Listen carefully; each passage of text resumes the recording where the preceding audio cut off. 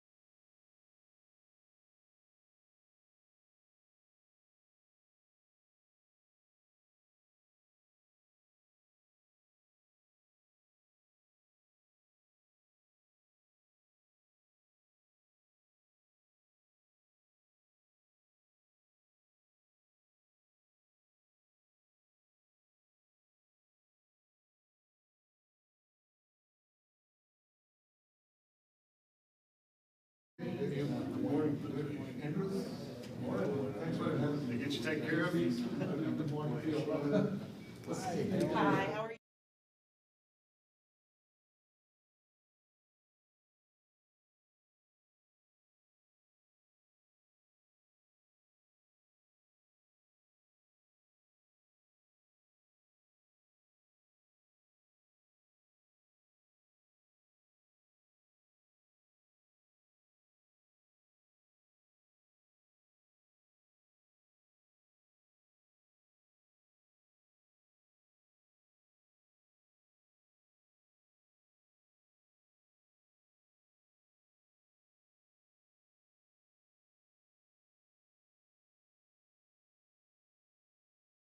Yeah, I figure you're up there.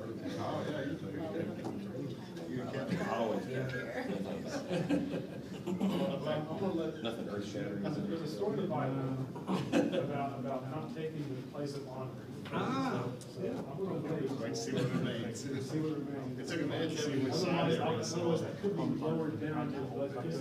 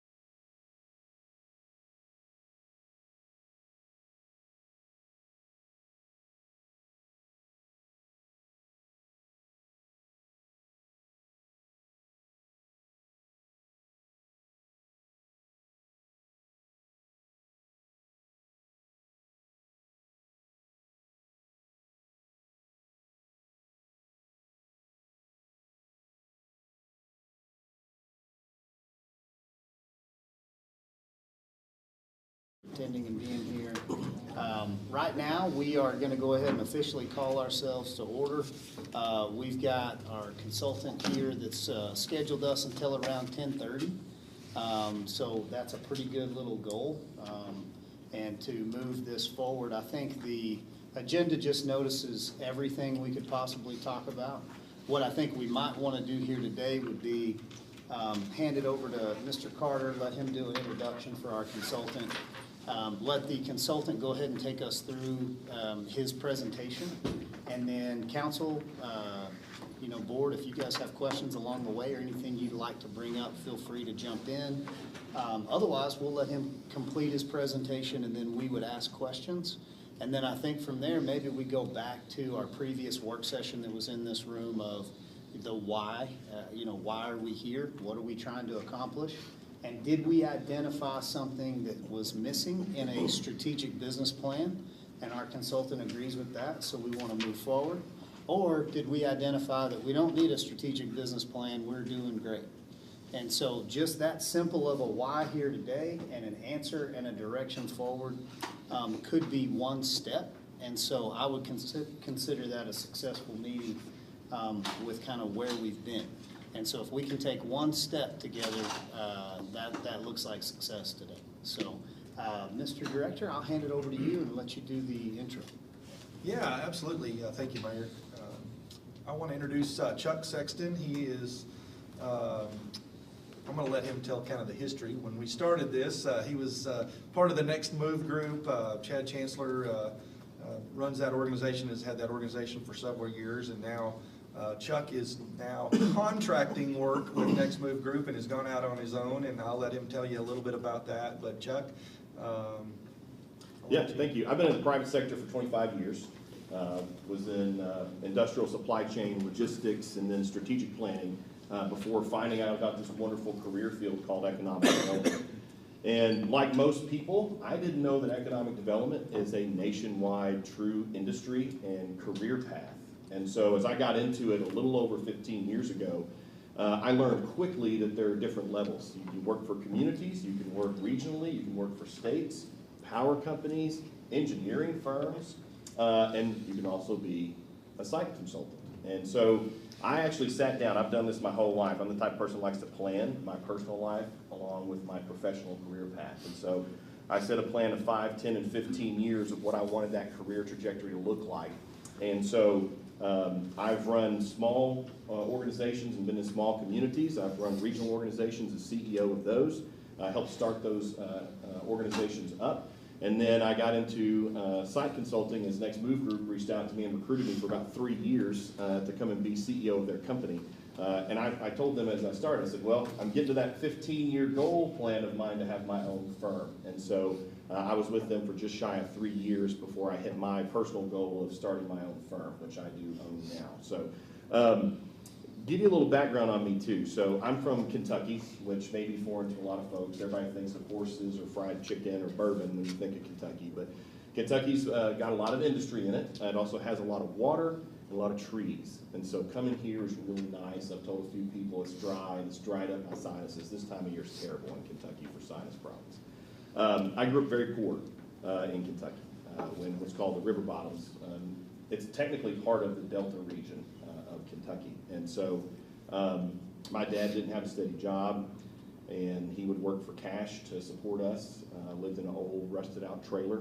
And there was even one year my parents sold their wedding bands to buy Christmas presents for us. We just didn't have a whole lot. And it wasn't until a company came to town that my dad got a steady, good paying job, and we were able to go from getting our clothes at Salvation Army to getting our clothes from Walmart, which made us feel good. We didn't get made fun of at school anymore, thankfully. We still got made fun of a little bit because we were not from the right part of town.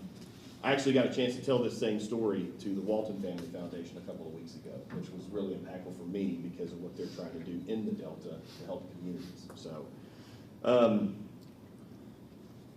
for me, and I think this is critical, I do what I do because of how I grew up, and I want others to have the same opportunities that I did. So when I did it for communities, what was top of mind for me was how to make sure that there was opportunity for kids that were growing up just like me who struggled to have Christmas, got made fun of at school because they didn't have any nice clothes, and to help those families be able to provide for themselves. And so, to me, economic development is one of the greatest things a community can invest in and do for the citizens. But it's also a great thing for the community itself. That is what brings tax revenue. And we're going to talk about that as I go through my presentation. So, to give you some background about myself and Next Move Group, and even what I do now at SLA, these are some of the types of clients that we've had over the past few years, working in strategic planning, labor analysis. So think of it like this. I do site selection, so a company contracts with me to essentially tell them where to put their new factory. And because we do that, communities also contract with us to help them be better at attracting those types of companies. Communities hire us, states hire us, power companies hire us. One of my favorite clients right now is the South Carolina Department of Commerce. They're actually contracted with my new firm to help communities be more attractive all across the state, specifically rural communities. Because, again, I think those smaller, mid-market rural communities usually don't get the love and attention a lot of times in states. I always feel like they're the redheaded stepchild, and I can say that. I'm married to a ginger. So, anyway, those communities don't really get the love. And so they're contracted with us to help those communities. This is an example of one of the clients. So we can cite anything from a small family-owned company like Sterling Packaging, which is out of Winnipeg, Canada. They came to the United States because they needed new market share here in the U.S. And that's one thing that's indicative of Canadian companies. Canadian companies, Canada's not that big of a population, honestly, if you don't know that. And so if they want to grow their company, they have to sell in the United States. And honestly, Texas is an area that if you were to go and talk to 10 business owners in Canada, whether you're in British Columbia or Ontario, they all hear about how great Texas is. And so it positions you all as a community really well to have that kind of branding. We also cite large international companies. So this is a steel company that we've cited in the past. A couple of more recent ones that aren't listed in here. Intersys is a battery company. We cited in Greenville, South Carolina earlier this year. Scheffler Automotive Systems, 650 job automotive project that cited in Ohio earlier this year as well. So I want to jump in directly into why economic developers' jobs are so hard. And the reason that we start with this is because typically folks don't understand what an economic developer deals with on a daily basis. Number one, and this is the number one reason it's difficult, is it's an economic developer's job to marry the public and the private sector. And in reality, they need to be that concierge that helps the private sector and the public sector come together for a deal that works for both of them to both of their benefit. And we'll talk in a minute. I'm gonna go through how site selection works and what we look at and why, because I know incentives are usually a touchy subject. I'm gonna talk to you about why incentives matter, why they're important, and why you get asked for incentives from companies. Another thing, economic developers have to have a broad, mile wide, inch deep, typically, knowledge base, but they need some areas of expertise, whether that's infrastructure, incentives, deal making, negotiation, those sorts of things are important. But you've got to know a little bit about a lot of different subjects to be a good economic developer. Engineering, geotech, cultural resource surveys, I mean, all these things that they get asked on a daily basis, they have to have that knowledge and understand what it is. Annual turnover. So one of the things that we also see that can hurt economic developers would be a challenge is if every year they have a turnover in their board. So a lot of times when we're helping economic development agencies set up their organizations, you want to have more consistent leadership. And actually I've seen some of the propositions that are on the ballot here in Amarillo, and there's several about city council. And it's interesting, one of the things I read is that you want to create consistent leadership. And that's important for economic development really as well, because if you have constant changeover in your board of directors, they don't have that legacy knowledge of what's been going on the last 5 years. And so a lot of times we encourage that board makeup so that you have some of that legacy knowledge that stays on the board, so you don't change over constantly. But that happens. A lot of communities, they change the boards over every year, and that's not a great thing. All the people they have to deal with on a regular basis. What a lot of folks don't realize is an economic developer's job is a 24-hour, 7-day-a-week job, 365 days a year. They are getting phone calls constantly. I mean, I'm the same way as a consultant. I've had to turn my phone off and turn it over because it's going to be blowing up all day long. I'm sure Kevin's is going off, Doug's is going to be going off the whole time we're in here. And there's going to be probably a handful of these folks that have called and asked questions about different projects that they're working on. So whether it's city, county commission, state economic development officials, engineering, construction, plant managers, and this is not an exhaustive list, this is just an average list of who they have to deal with regularly. And I think the big thing, and look, Amarillo's had a lot of great momentum the last few years. I attribute that because you had a great team at the EDC. But a lot of communities, you know, the thing that I hear the most is, what have you done for me lately? And a lot of folks like to compare economic development to the NFL. You know, week in, week out, where's that win at? You know, the Jets got rid of their head coach not too long ago. Everybody's been blaming Aaron Rodgers for that one, but I'm not sure that was his fault. But really, economic development's more like the PGA Tour. You have a massive amount of competition. The NFL, you're playing one other person every week. When you're competing for a company to come here, that may have started out with 600 other locations before it whittled down to you're competing against 5 or 6 still, or 10 even. And so just like the PGA Tour, you have stiff competition that you are going up against. And if you win one major a year, you are considered at the top cream of the crop. And so I think that's important to keep in mind is if you all have had good wins that you can count, number one, you need to look at that and say, okay, that's a great thing because that's not something that happens commonly in economic development communities. How using tax dollars as incentives for private development is important. So I want to talk about taxes for a second. Where's tax revenue come from? Anybody want to answer that question? Where's the majority of your tax revenue come from? You can talk about personally here in Amarillo, or you can just talk about in general. Sales tax. Sales tax. Sales Hot tax, consumption tax, okay. Hot tax. So one thing that this is from the Tax Foundation, this clip. So I want to ask, is this a true statement? Individual taxes are the most important tax revenue source in the United States. Property tax. Where do individuals get the money to pay their taxes?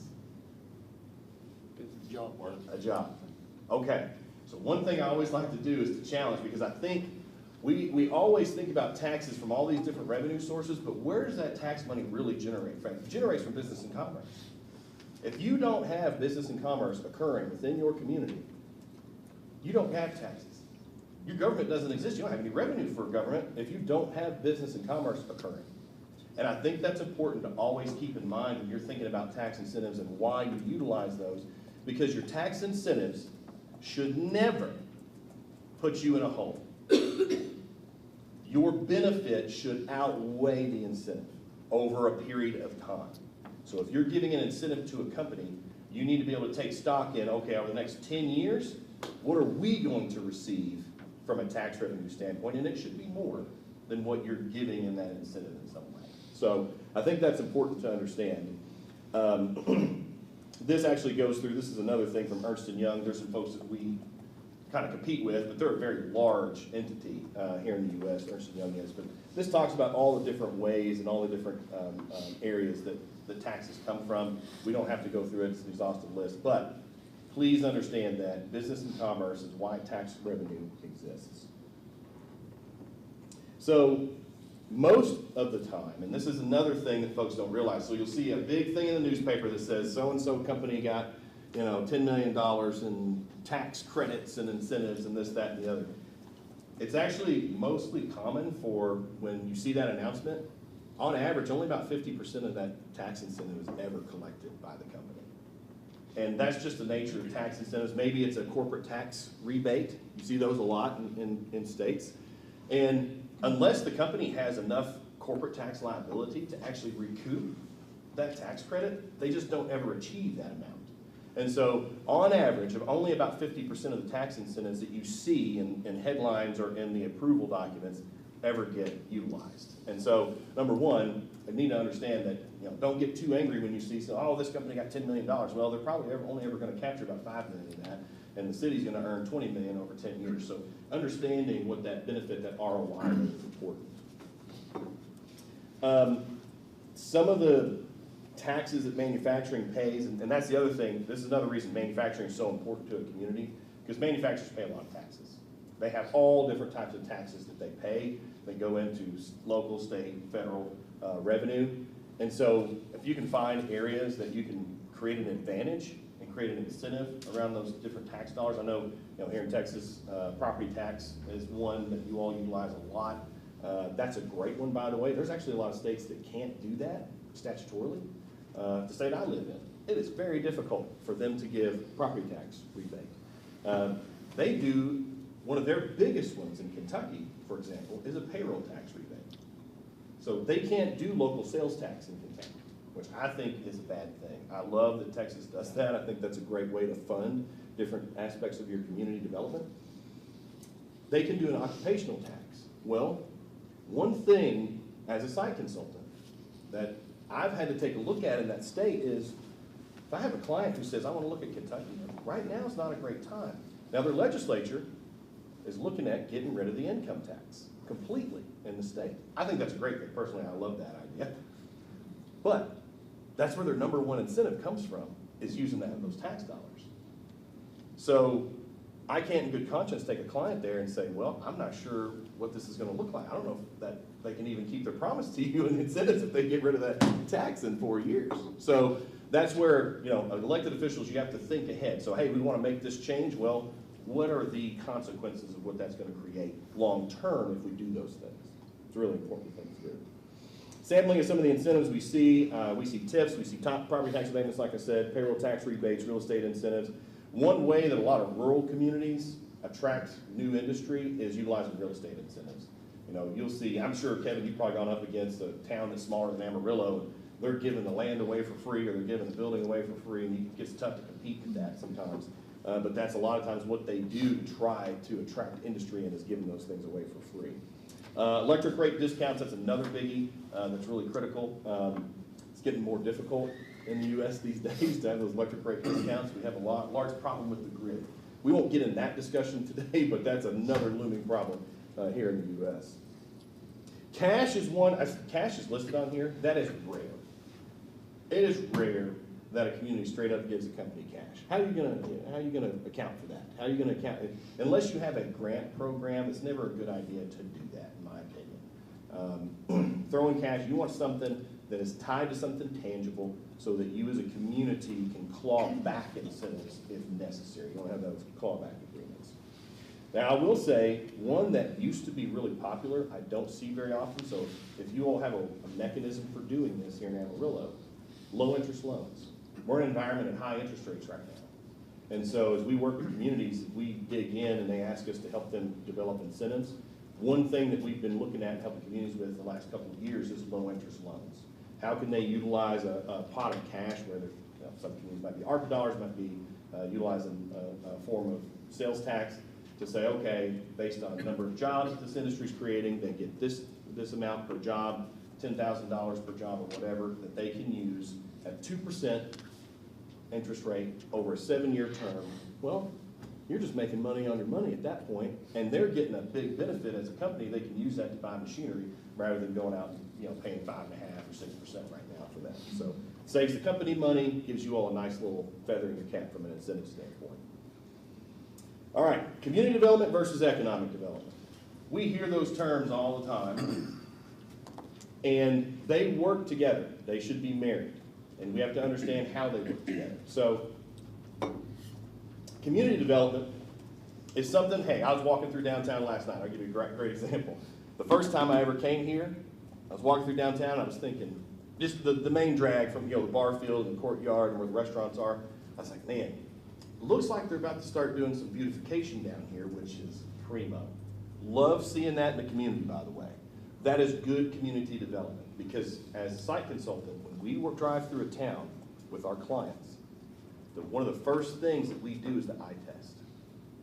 If we're driving through the community and it doesn't look like it's taking care of itself, sidewalks are busted up, potholes in the roads, the first thought that I always hear from my client is, this community's not taking care of itself, so are they going to take care of us? Are they going to want us here? Are they going to make sure to be a community that we can grow in? Because when they see rundown things in a community, the first thing they think is, well, is it going to continue to run down? And if it does, are we going to be able to attract workers long-term here, especially key individuals like engineering talent who make more money and like to live in places where there's nice things. So community development is very important and is driven by the public sector. Taking care of sidewalks, taking care of roads, investing in entrepreneurship, small business development, encouraging restaurants to grow in your downtown, having those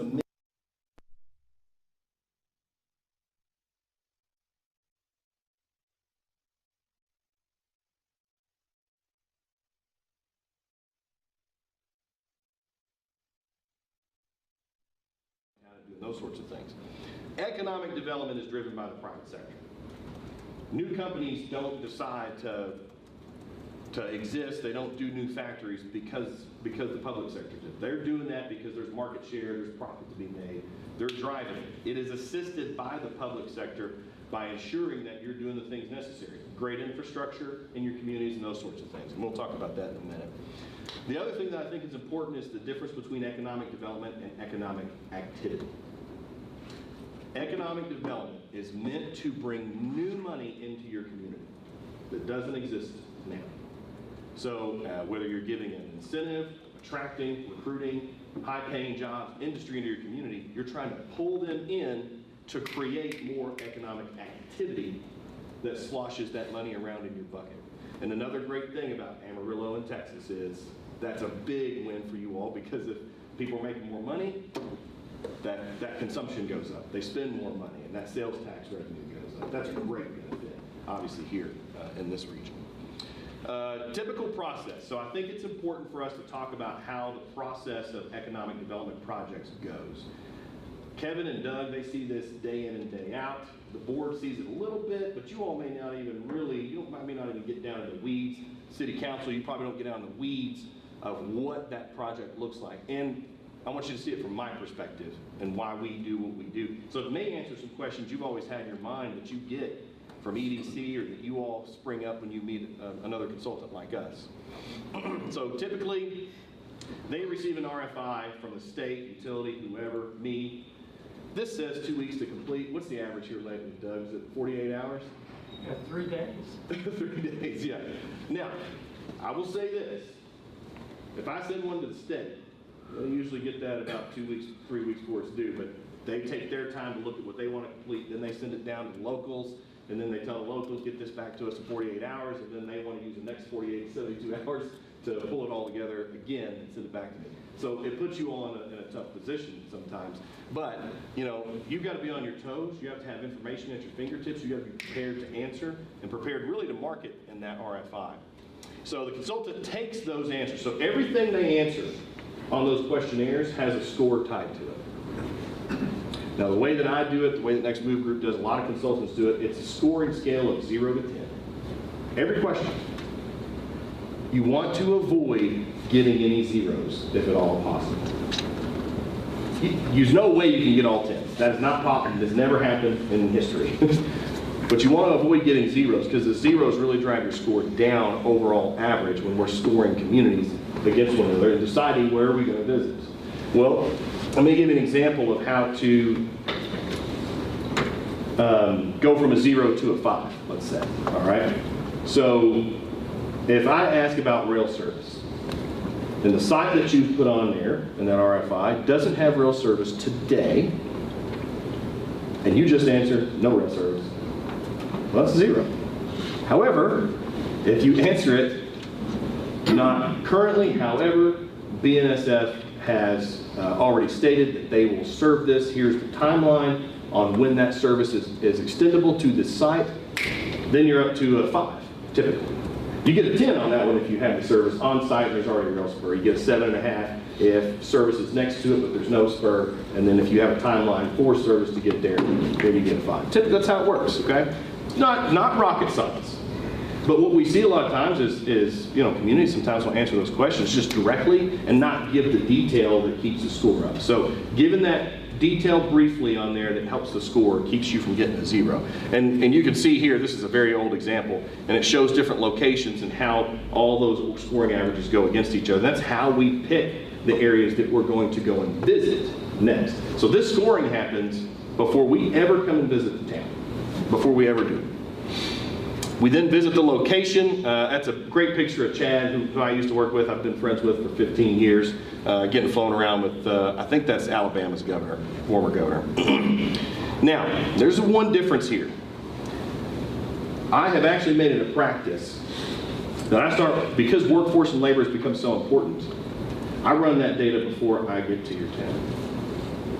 So if I come and I'm getting toured around by Kevin, or I'm sitting here talking to the mayor, and I ask a question, I usually know the answer to the question before I've asked it. And I'm asking it to see how you answer it. So I'll give you another example. I was on and this was in your state, on the other side of the state. I was on a site visit last year, got into the car with an individual, and they had a really low labor participation rate in that community. I was really surprised. No, there's two different things. There's unemployment rate, there's labor participation rate. Unemployment rate may show 4%, but do you know what the average labor participation rate is in the United States? Probably 60 or 50 or 60. 62.7. Do you know what the highest it's ever been since recording? Around 63. That shocks a lot of people. So labor participation rate is the percentage of individuals working age who are engaged in the workforce. That's 16 to 64, okay? If I go to a community and it's 56%, well, I start getting a little concerned. Okay, what segment of this population is so disengaged in the workforce that it drops them that far below the national average? So I start probing, I start asking questions, and I asked a question, and he couldn't have answered it any worse than what he did. I asked a question about labor. I said, hey, tell me about your workforce here and what the participation is like, and do you have any issues? He said, well, you probably want to know about our crime problems. And I hadn't asked anything about crime, hadn't seen anything about crime problems in that community. As soon as we got on the plane, didn't matter what else they said in that meeting. Because he brought that up, sitting back down on the plane, I looked at the CEO and I said, what's your first thought? He goes, why did that guy bring up crime? They started Googling immediately what the crime problems were in the town. It wasn't even an apparent issue. So he answered that very poorly. What I hoped to hear was, well, you know, post-COVID, we've had some issues getting people re-engaged in the workforce, but we have this new plan in place with the Chamber of Commerce and the Technical Institute here that we are bringing adults back in. We had another community, same client, I had to ask the same question. I asked it to the community college president. He answered it like this. He said, well, I'm really glad you asked that question. We have a new program where we're getting adults re-engaged in the workforce post-COVID. We have created a free technical education program for adults who want to work to come in here, get certified skills for the jobs that are available in our communities that we serve in this region. And there's a job guaranteed at the end of it. And we don't charge them a thing. I said, that is music to my ears. How many adults do you have coming into your first cohort? 400. I said, now that's an answer. I love seeing stuff like that. So again, when we ask these questions, we're visiting communities, we're probing to see anything intuitive, anything new, anything strategic that you're doing in your community to be better and do things that are going to help industry. The other big thing we do is operating cost pro formas. Now, this is something we do after we've come down to about 3 locations that we know could fit for the client. Those 3 locations, we think, all right, these 3 could work, and there's always a favorite. The client always has a favorite. They just do. It's like, we got a good feeling while we were there. We like the mayor a whole lot, as pro-business. The economic development team is one we can trust. And I'll tell you this, we went on one site visit, and the economic development team performed really well in person, and then their follow-up was really bad. This was in the southeast. And the client wanted to cut them. They said, well, if we can't trust that they're going to get back to us quickly, are they going to take care of us when we get there? So it's important to follow up well and to show well. So the operating cost pro forma. We'll do this on your location at a 10-year, 20, 30, or 40-year interval. The one I did for the battery facility in South Carolina was 40-year, and that's because they were offering a 40-year property tax abatement for the company, so we had to wrap that into our financial pro forma. At the end of that financial pro forma, we look at 2 things. Startup cost in the community and whatever 10-year, 20-year operating cost is in that community. Typically, we'll have a community that's a little more expensive to start in but they're a little cheaper to operate in. Okay. One's cheaper to start in, a little more expensive to operate in. So how do we make that decision? This is a true example. My client was looking at 2 communities, that were down to 2, and there was one they really, really liked a lot. It was $40 million more to start up in that community than the other one.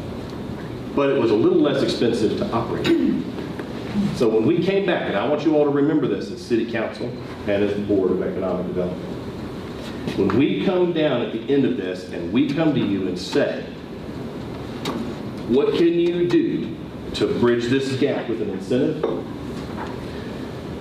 An established company that has a professional consultant is not trying to hose you for more cash. That's not what's happening. Typically what that means is they've made the decision that they want to bring those jobs and investment to your community, but they have to make the math work on the front end. And it's just like us. It's just like us individuals. If we're looking at houses, all right, you find your dream home. And the utilities are cheaper in your dream home there than the other one you're looking at, but it's a little more expensive to get in. You're going to try to negotiate the price on that dream home down so that it's more affordable for you to be there, right? It's no different with business. We do it personally, businesses do it too. Why do they do that? Well, they're trying to be profitable. They're trying to make sure they get the right people. They got to be able to pay their workforce. I'll tell you what, being a business owner, I pay a lot of taxes. I pay a lot more taxes than I ever dreamt I would pay. It blows my mind. And that's the key. They've got to be able to operate.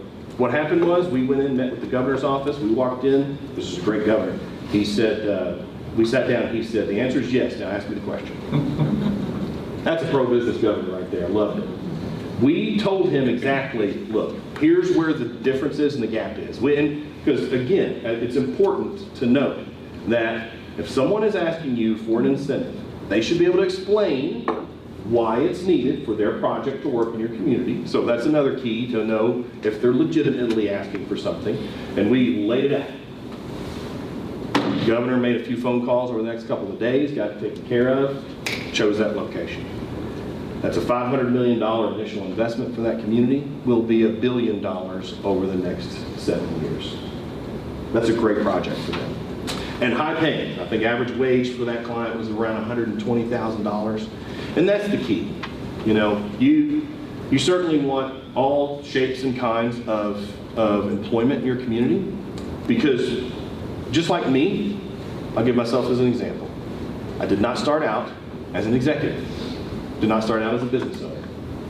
I started out, my first job, I made $30-something thousand, no, $28,000 my first year making money. Boy, I thought I'd made it. Because my dad, I think that the most he's ever made in his life is $52,000 in a year. The most he's ever made. And having that drive as an individual, and I think that's one thing, just anecdotally, we've lost a little bit in this world, is that drive to continue to move up and succeed. And so if you take nothing else from this, if you as a community can encourage young people to have drive to succeed and to move forward with their careers, you'll be doing better than like 99% of the communities out there. While we're on that, this is not in this slide, but it's a really good thing that you all need to pay attention to. Does anyone know the demographic that left the workforce and stayed out the most since COVID? It's shocking. So when COVID happened, obviously you had, and you can look at all the charts, you had a lot of demographics that left the workforce.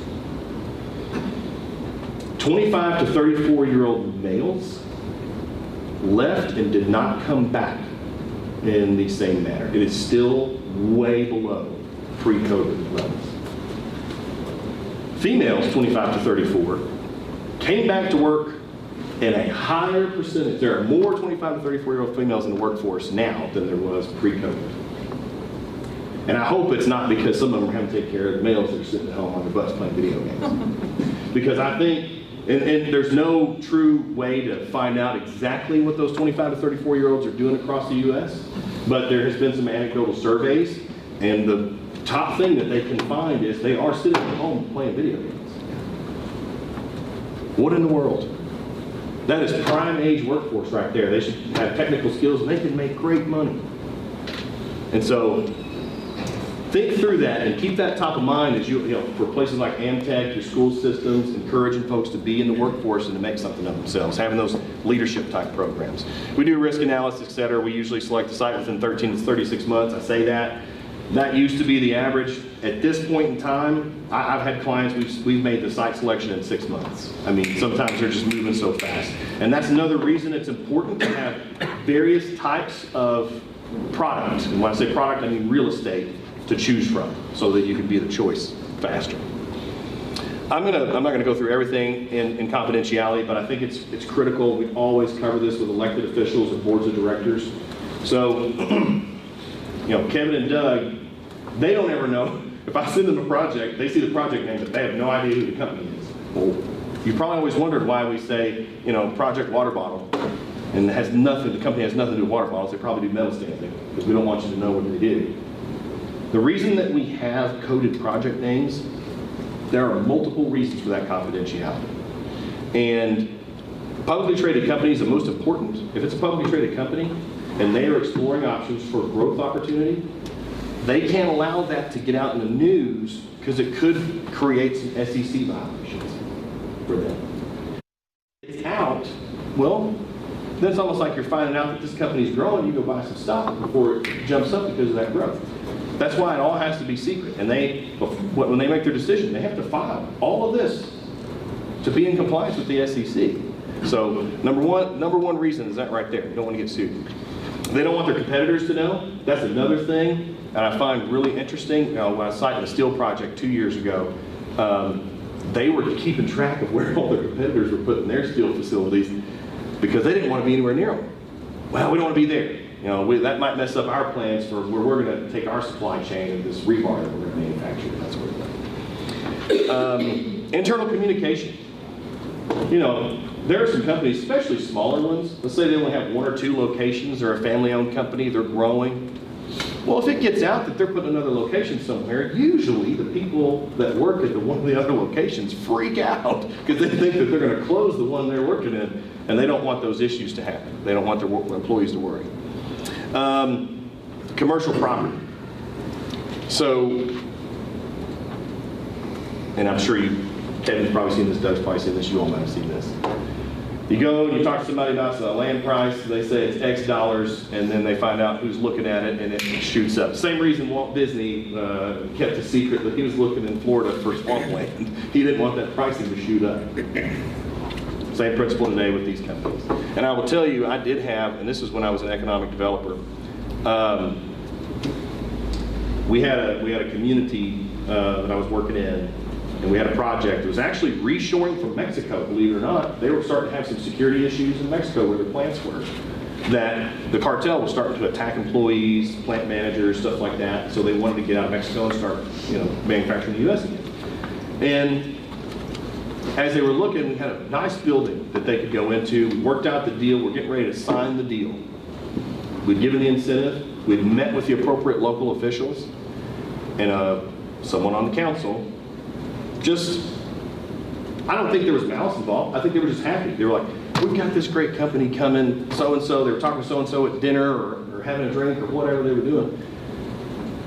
And they mentioned which building we were going to use as an incentive to get the company to bring those 200 jobs to town.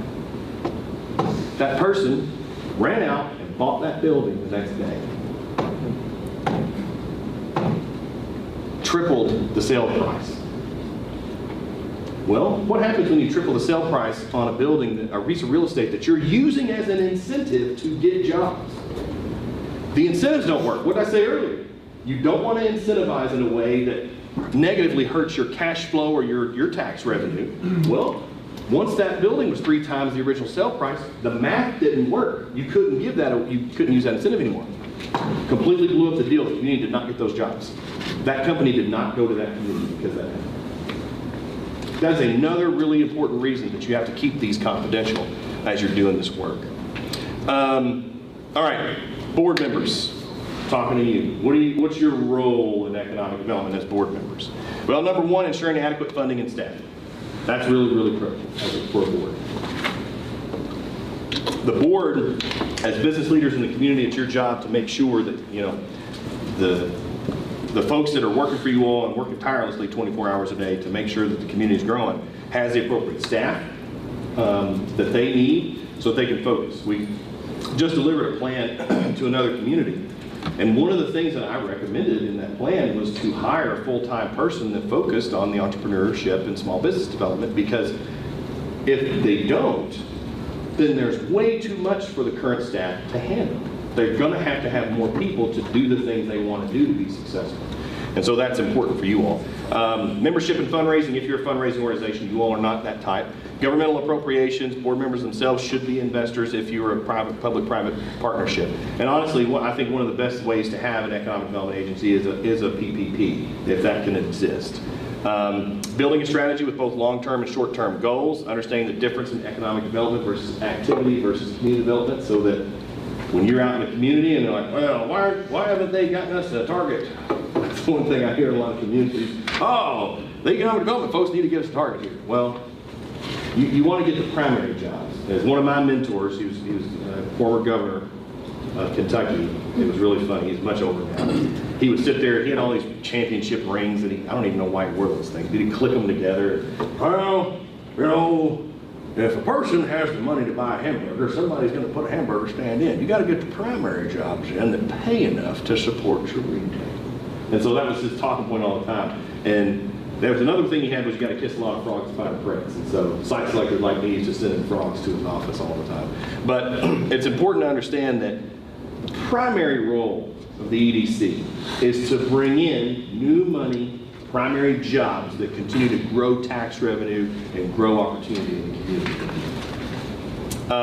Helping them build their sales team, and the sales team for economic development, and Doug and Kevin. So when I come to town, if we're looking at a site, part of your sales team is the engineering folks.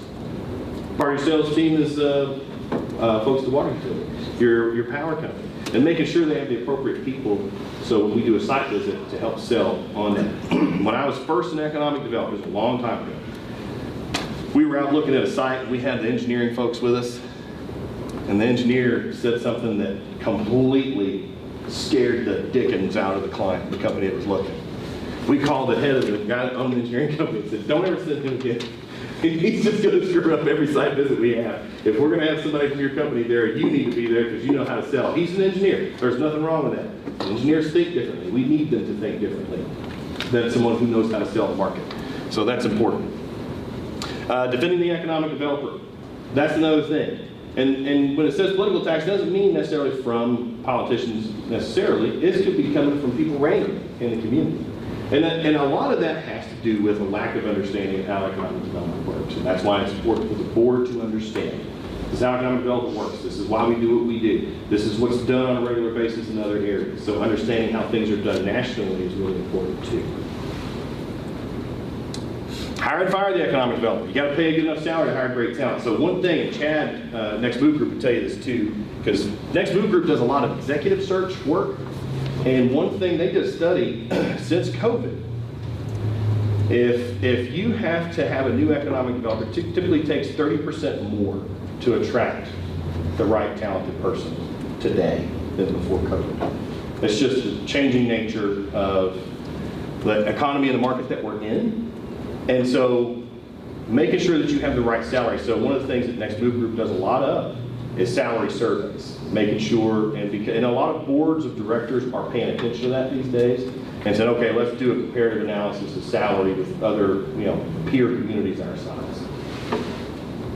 Realistic expectations and performance reviews. That's another important thing that EDC boards you should do on a regular basis.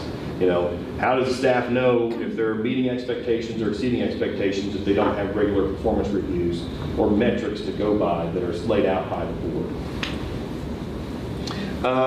Ensuring that elected officials participate in product development. I do, and this really applies more to areas where that don't have the type of funding that you all have for this type of work. This works a little differently in other areas where the municipality is the one who needs to be doing real estate development. So I'll give you an example in Tennessee. In Tennessee, they're a very different tax structure there than what you all have here in Texas. And so the municipality, and this actually is true in a lot of southeastern states and some of your neighboring states too. The municipality needs to be the one who's developing land, putting infrastructure out there, product development. Why is that? Well, it kind of harkens back to what I said earlier about that negotiating sale price.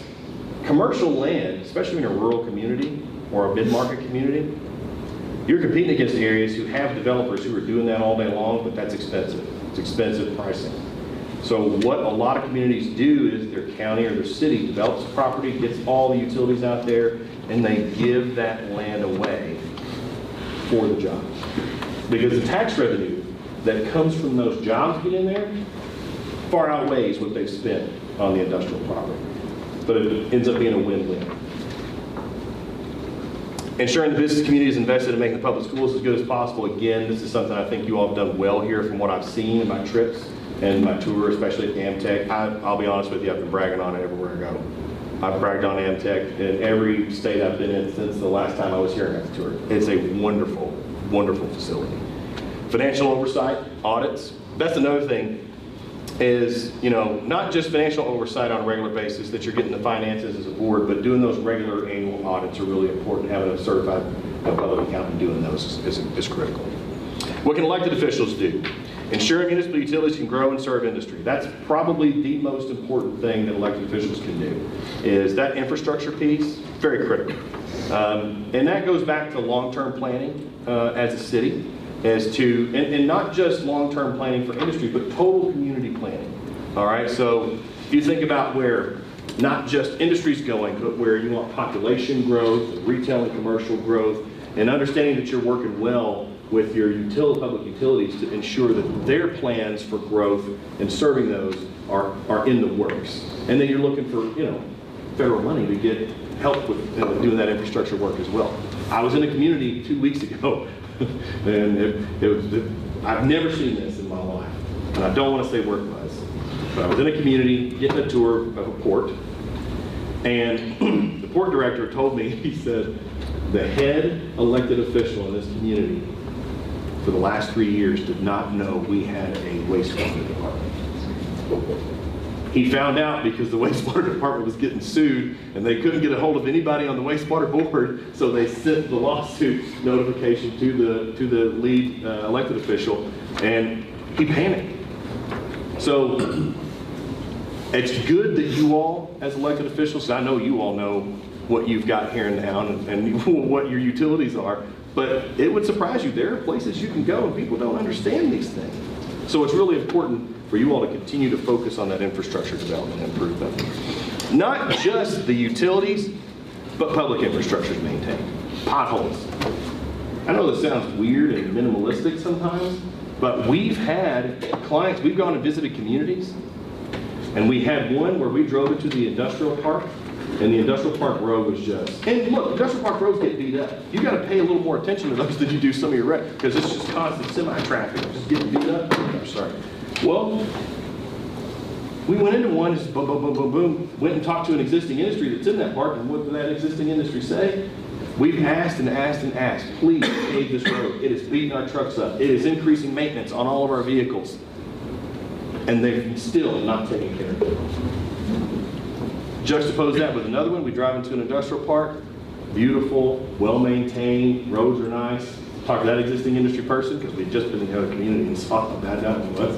Hey, if anything ever happens to this road, have you ever had any issues with it? And the guy told us, he said, anytime something pops up, all I have to do is make one phone call, and it's taken care of in a matter of a couple of weeks. They are really responsive. I even had one elected official that bragged, that said, my #1 goal is just make sure all the roads are smooth and looking good. And look, there is a lot of industry that really appreciates that. We talked about participating in product development. That's a picture of a municipally owned industrial park. It's really, really critical. Ensuring schools are properly funded and supported. And I usually don't point out things that I've already seen in the community. But this is one thing that I stuck in here that I have noticed about Amarillo that I just had to brag on you all about, because I've done it in so many other places. Amtech is a gem. And if I'm not mistaken, my friend Mike, another site consultant, chose Amarillo. And this was a big driving factor, right? For Denise, for Mike's spouse that works with him. And it doesn't surprise me a bit. Actually, I was emailing with Jay Barrett this morning because I've got a community in another state that they're doing a consortium with some federal things, and I know another community that could probably throw in with them, thank you, and work with them. I appreciate that. And so this is one that I will continue to use. I actually looked at Jay when I toured it, and I said, I tell you what, if they can figure out how to clone you, Amarillo can make a whole lot of money selling you to other places, because one thing I noticed is it's his passion that really makes that place successful.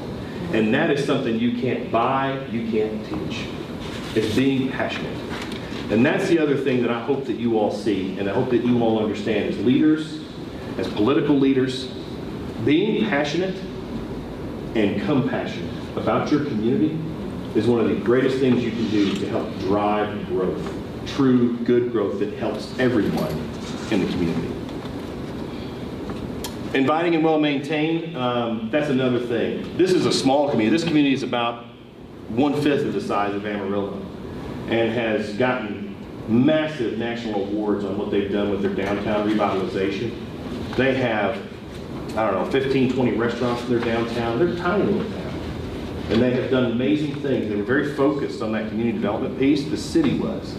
And the city, even this particular community, they had a dilapidated part of town near their downtown. It was actually drug-ridden, drug-fueled, but had some beautiful Victorian homes in it. They condemned that area, eminent domained it, took 8 blocks, and then turned around and sold those houses for $1 to artists from the coasts and from Chicago to come and move to that community.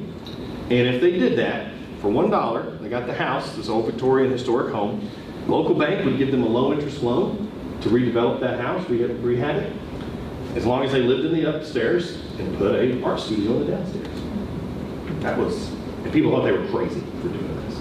That was almost 20 years ago, 25 years ago. That is one of the most expensive parts of that town to live in today. It is a massive artist community. It's a wonderful place. They have a huge festival, draws tourism in, and all kinds of things. So being purposeful and having good planning on community development is a really important thing. I always like to wrap up with some scary stories. I've told you a couple today. I won't tell the big city realtor one. I told you the greedy business person one. I'll tell you the last two. So that first one, so I know Kevin and Doug know this because y'all do this all the time. You do a good job of hosting people in your community, but you all need to remember too, they've got to be able to host people, the board. They've got to be able to roll the red carpet out when someone comes to visit. And when I say roll out the red carpet, I'm not saying do anything just elaborate and expensive. Just be welcome. Make sure that the client and the consultant know that you want them in your community. This one happened to me directly. This was 2.5 years ago, citing a $350 million steel plant. And we were going to a community, and I was setting things up with the local economic developer on our visit. And I said, we're going to come in the night before. We're going to have 6 executives from the company. We're going to want to tour the site. Here's what we need to do. And they said, okay, great. We'll see you at 9 a.m. the next morning. And I thought, well, that's really odd. I just told you we're coming in the night before. And they said, well, we don't really have time to deal with you all that night. I said, okay, that's fine. Just let me know what hotel we're going to. They said, we don't recommend hotels. You can Google where you can stay in our town.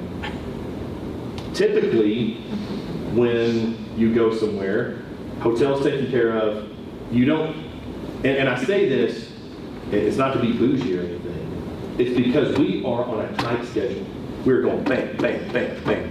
When we sited the battery plant, we went to 7 states in 4 days. We would spend a half a day, get on the plane, go to the next place. Well, if they weren't taking care of picking us up from the airport, getting us to the hotel, we didn't. If we had to stand there in the lobby, the 8 of us who were on this trip and wait, we would have lost time. It's just courtesy. It's saying, look, we don't want you to have stress when you're in our town. We want you to feel welcome when you're in our town. And I'll tell you another thing too. If you're you should take care of the hotel rooms, and you need to go check them before they show up because you want to make sure they're clean. You know, I don't enjoy walking into the hotel room and bathroom hadn't been cleaned or something like that. And it's always good practice to leave a little gift in there. But this community in particular, we don't recommend hotel rooms. They didn't take us to dinner the night before. They had all these executives. They could have spent that whole time marketing the community. Didn't spend that time. Well, what did we do? We went to dinner on our own, and we started asking the people at the restaurant what they thought of the town. Would you like to know what the bartender said? Hey, how do you like this community? I hate it here. My kids are stupid because they went to this school system. It's the worst. Well, then we start looking at educational attainment in the town, immediately sitting there at dinner. So the other aspect of rolling out the red carpet is controlling that environment, controlling that visit. You want them to see the best of your community at all times when they're in. This other one, city-owned electric company makes a terrible decision. So this was a community, and what's funny is, and this is the other thing to realize, when it comes to economic development, anything you do in your community, you may feel like only your community knows, or maybe the greater region knows what's going on. This is an industry that follows everything.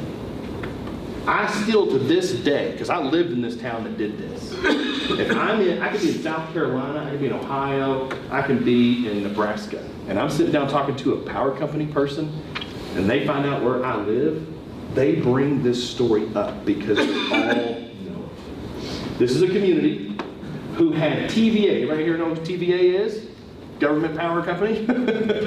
TVA is a really good power company. They have good rates, they have a good system, and they have a wonderful economic development team and program. And they support communities. They do site development. They'll go into the community and pay for a site to be developed. That's great. They do wonderful work. This community had TVA's power. They had a local electric company that bought the power from TVA, but they got all the benefits. They even had a TVA power plant in their town, just outside town. One person convinced the city, hey, we need to not buy from TVA anymore. We need to invest in this new power plant that's being built north of us in the next state over. If we invest in that, then we can make more money off of the power rather than TVA making all the money on the power. Well, they didn't do the math very well, because what happened, and to this day, that town has exorbitant power costs. That power plant never got on time. It took more money to get it up and running than anyone ever projected or estimated. They had a known entity with cheap power rates and all this support. And they chose to just jump ship and invest in a power plant in another state to try. And the only promise they had was that they would have equivalent power costs. And that is joked about and just seen as one of the biggest dumb moves in the power industry. And it gets brought up to me everywhere I go because I live near there. And so, and it's unfortunate. And they know it, you know, hindsight's 20/20. It's within 12 years. They've not landed a company in their municipal power utility since that time, after that decision. And look, that's Next Move Group's logo and my logo, just so you know who I am and what I do now with Strategic Location Advisors. But look, you know, I can't say enough how much I enjoy coming to this part of the state. It's wonderful here. I brag about it a lot. I even told Kevin after the first time I came, I said, you know, my dad, every time I tell him I'm headed to the Panhandle of Texas, he goes, how about I just drive you out there next time you go? I need to visit. I've never been to Amarillo. I've never seen any of that out there. It's just a wonderful place. And so I think you all should be proud of the momentum that you have in economic development. You should be proud of this wonderful Amtech facility that you have here. It really is a gem. I've not seen anything quite like it. There are other things that are close, don't get me wrong. But the fact that you all have pulled that off and doing what you're doing, that's a huge economic advantage for you all at Sales Point. So what questions do you all have for me?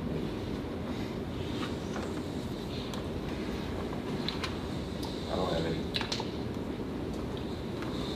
Let me ask a question, and this comes up locally and I'm sure across the country. So incentives are generally used to create something that would not happen otherwise. That's right. And it's really easy to identify when you bring someone new to town that you're creating something that would have gone elsewhere and not come here. What about existing companies and incentives there? Because sometimes people will say, well, why are you, if that company was going to expand anyway, they come to us, tell me about the balance between bringing someone new versus supporting local industry and Well, how different communities handle that. Many times your existing industries have locations in other places. So just because it's an existing industry does not mean that they aren't looking at those other places to do that expansion. And so I would say a large percentage of the time, they're looking here, okay, can we do this expansion in this facility, or should we do it in one of these other 2 facilities that we have? And so assisting those existing industries is really, really important from an incentive standpoint, because again, they're same reason as a new company coming, they're trying to make the financials work appropriately to do that expansion here versus another location. And if the other location, and look, I've seen this happen. I had a close friend of mine who's an economic developer, we've known each other for a long time. He called me asking for advice on one of his existing industries. He said, what should I do here? My county government won't give them the incentives they're asking for. And I said, well, go in there and educate them on the fact that you're not going to get that, because they just thought, hey, they're going to expand here anyway, why are we going to help them out? They did not do the expansion there. Matter of fact, because they didn't do that expansion at that facility in that community now has a higher likelihood of shutting down completely at some point because they're not investing in it. That's the other thing, and this is what you got to think about. Long-term opportunity cost. This isn't just one expansion. If that company's being successful, they're going to continue to grow, continue to grow, continue to grow. But if they are in a community where they're saying, well, we just get pushback every time we talk to them, so we're investing in this other community, and that other community's being aggressive and open and willing to work with them, they're going to start moving more and more into that community. Any other questions for our consultant? Can you explain us as an incentive, low interest loan program? Yeah. So I've seen this done. You want to know the mechanisms of how to do it or how it works? Just in general. How we got? So let's say you have a company that's coming into your community and they are going to be spending $10 million on new equipment, okay? And typically that equipment's not subject to tax, which is great. We don't want taxes on that. But they're going to usually go out and get a loan, borrow money to buy that equipment. Well, if you all have a mechanism to say loan them 50% of $5 million, and you have to weigh this based on jobs. So if you're going to do a low interest loan program, you have to have triggers that says you get this amount of money based on jobs, wages, and investment. It's the same as any other incentive that you do. So you need to have that calculation formula. But you want to give them $5 million at a 2% interest rate over a 7-year period of time. I don't suggest going longer than 7 years on a low interest loan like that. And you want to recoup that money. I'll give you this specific example of how I've seen this work. So there's community development block grants, CDBG money. And this is a really inventive way. I saw a community use this one time. They could get, I think it was $50,000 per job. And that equated to, I use $5 million for a reason, that equated to $5 million they could get the community development block grant. Well, that community development block grant goes to the community, and the purpose of those is to be reutilized over and over. You can use them. And so what they said was, we're going to loan that to you for 2% interest for 7 years. They're going to get that repayment. They're going to have more money than they started with. They used somebody else's money. They didn't even use their own money. They used a grant program from the state to do that low interest loan. So that's where trying to being smart about, if you can use, well, I was told this when I started my own business, and it was from a very successful entrepreneur. He said, anytime you use somebody else's money, do it. So I say the same thing to you all. If you can use somebody else's money, do it. EDA, federal government, state, go after every program you can and utilize your money for other things. Here. And Deepak, we're using that on a project that we currently have with Albers Aerospace. We've used it with Bell, Bell. But with Albers, we're adding 2% to what we can do for bond rate. And then, they have the ability to get some of that forgiven by performance. That's what Bell did. That's why we have some of the bond debt that we did, that we bonded that out and made it into, it was a loan, but it was a forgivable loan. So we've utilized that in the past. And here's what, you all are and this is what you all have to understand, you are so different from a funding standpoint here than other states, especially the Southeast. No one is funding economic development the way you are, so you have an advantage in that realm. So the funding that goes to the EDC, you all don't have to scrimp and save. The community that I was working with, this one that with the CDBG, their annual budget's probably $500,000. They have to get those money to do those things. You will have the mechanism and the ability to do it because of the funding that you get, and that's a great thing. And I'm glad you all are doing that. I don't see a lot of Texas communities doing that. You used to see states that would do a low interest loan program on the state level, and that was around 08. Everybody remembers what happened in 08 with the housing market crash, and then a lot of states implemented, because interest rates spiked, they implemented those low interest loan programs. But they did away with them, and they should probably have brought them back in this environment. I was thinking a site selector, you know, when you go to places, are y'all weighing in like future land use maps, planning and zoning, and things of that nature as to what business may know? No. We typically don't. We don't get involved with that part. How much weight does quality of life have for industry looking at a community? I mean, looking at their number of jobs there are, capital investment, statement, but how much weight does local school, local parks, local library, those kind of things, those things, the soft things, does it play into their? No one's ever asked about a library. I was kidding. You said library, that's never come up in a discussion with anyone. However, it depends on the company, okay? 15, 20 years ago, quality of life was not really a driver. They didn't think about it much. Now think about how manufacturing especially has changed. More automation, you need higher skill sets, and most manufacturing today requires a certain percentage of engineering talent. Well, we also are in a place where it's hard to find workers. So quality of life has become really important, especially to certain companies, especially the ones who pay higher wages. Because when they go into a community, they're thinking, okay, number one, can we get the people we need now? But number two, are we still going to get the people we need 10 years from now? And is this community investing in housing? Do they have good housing development going on? Are they investing in local small businesses, eateries? Do they have, you know, a nice bourbon bar to go to? Do they have things to do that draw those people who make higher wages in to live there? And so quality of life has become really, really important. Matter of fact, the battery facility that we cited earlier this year, that was a big criteria. Once we got down to the finalist locations and we were doing site visits in those 7 different states, that was the #1 thing we were looking at when we went to those communities. Because if there are other facilities, they were having trouble attracting engineers.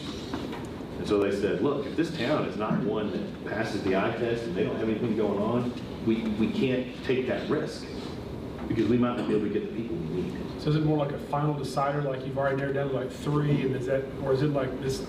It's not a final. It's good. That's a very good question. It's not a final decider. For that one in particular, we got down to 3 communities that they were comfortable with the quality of life in, as we were doing the financial pro forma, site analysis, and all that. So, site's important, financial pro forma is important, labor analysis that we do is important, but the quality of life could cut you earlier now. Used to it was quality of life might come in at the end, just be a little extra feather in your cap. That used to be the talking point. Now, for certain companies, it kills you before you get to the finalist usually. So a lot of what I think is helpful here is just overall evaluation. Mm-hmm. And so most of my notes, as I was just thinking, kind of, you were taking us through that, they really all kind of come to evaluation. And so in that mindset or frame of mind, can you provide us the latest pro forma on Amarillo? Have you done one? So, like say operating costs. Yeah, so we can do that. That's typically not something that we do on this side of things. We only do that on the site selection side of things. But I've had communities who've asked me to do it. We can do that. Do we have one already? Do we have a pro forma for operating costs? You all wouldn't, like, they wouldn't have one. So that's something that we do internally. Why would we not have one? I mean, most communities don't really understand that they're looked at from that perspective. And here's the thing. Every time I do one, you're competing against somebody different. So just doing a blanket one, we could pick, let's say we pick some of your peers, let's say we compare you to Tampa, Florida, and I don't know, Evansville, Indiana, okay? You to those two.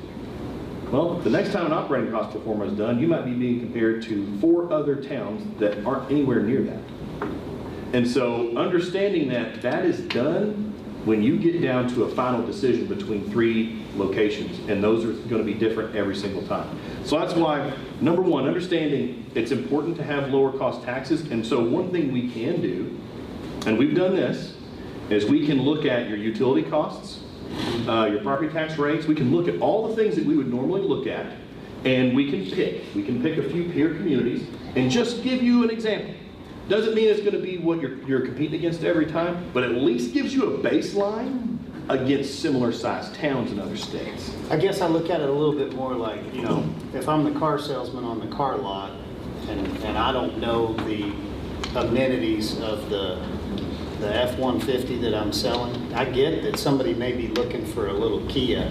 That doesn't matter to me. I need to know the car that I have and what makes that truck so nice and why everybody should want one. Yeah. Not necessarily what other cars are out there. So I'm not looking at it in a comparative analysis of another pro forma. What I'm looking at it as is like, these are our sales reps and they should know the product they're selling, and then we are also co-laborers in selling this product, and we don't know, you know. So and when I looked at your list, if there's 10 items on there, 9 of them I can't affect. The one on there that I might could affect a little bit would be like tax rate, and that's even very, very small. So I think it's nice to just be able to identify in this evaluation strengths. Yes. So let me ask a few other questions here. Identifying Amarillo's unique resources. So strengths, you know, what are we selling and what are we not selling? Is that something that you do? Yeah, we call it value proposition. So as we do this, and when we deliver the plan back, we will lay out what we see as the value proposition.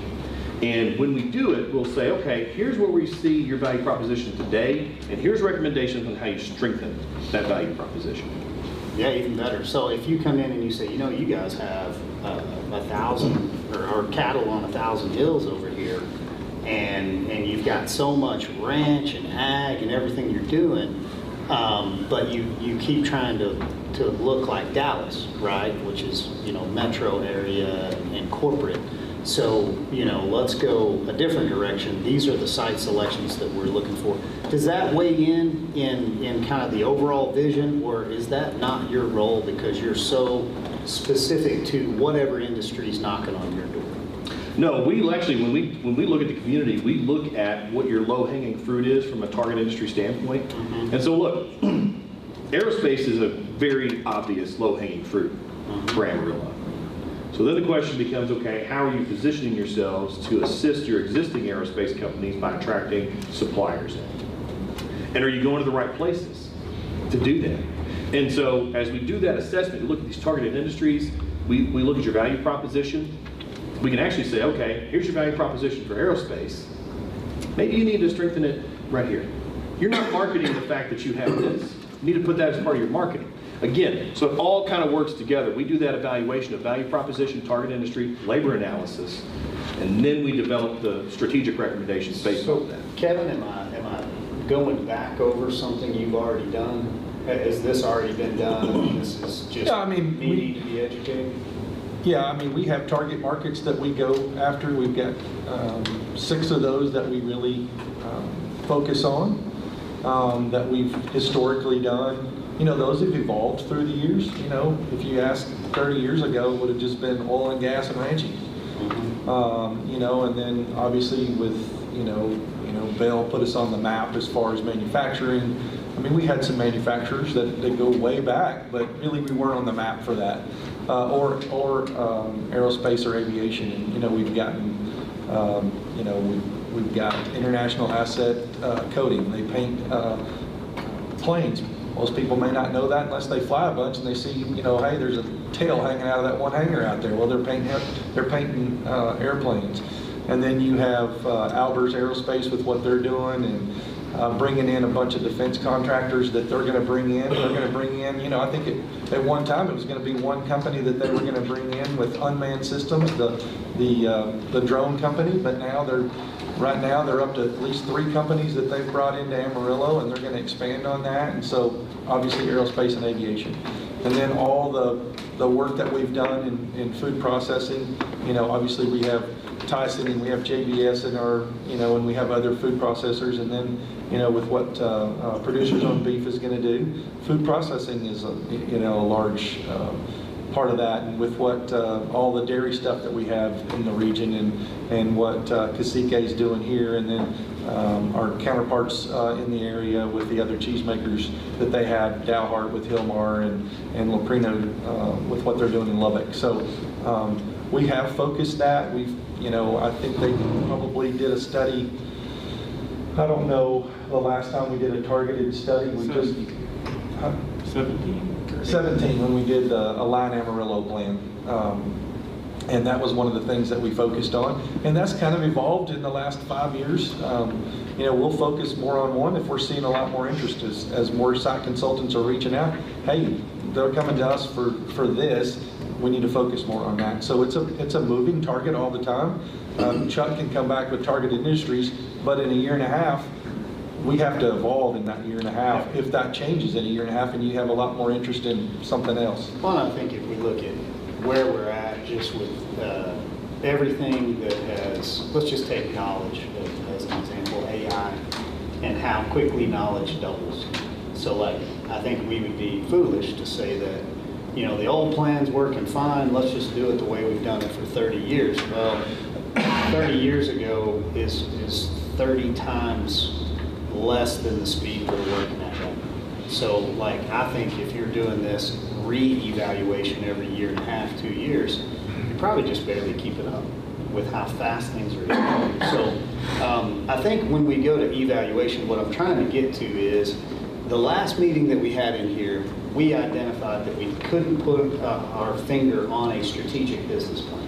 We couldn't go and get it and say, this is our strategic business plan. This is a very good vision. We understand it. We know exactly what we're doing.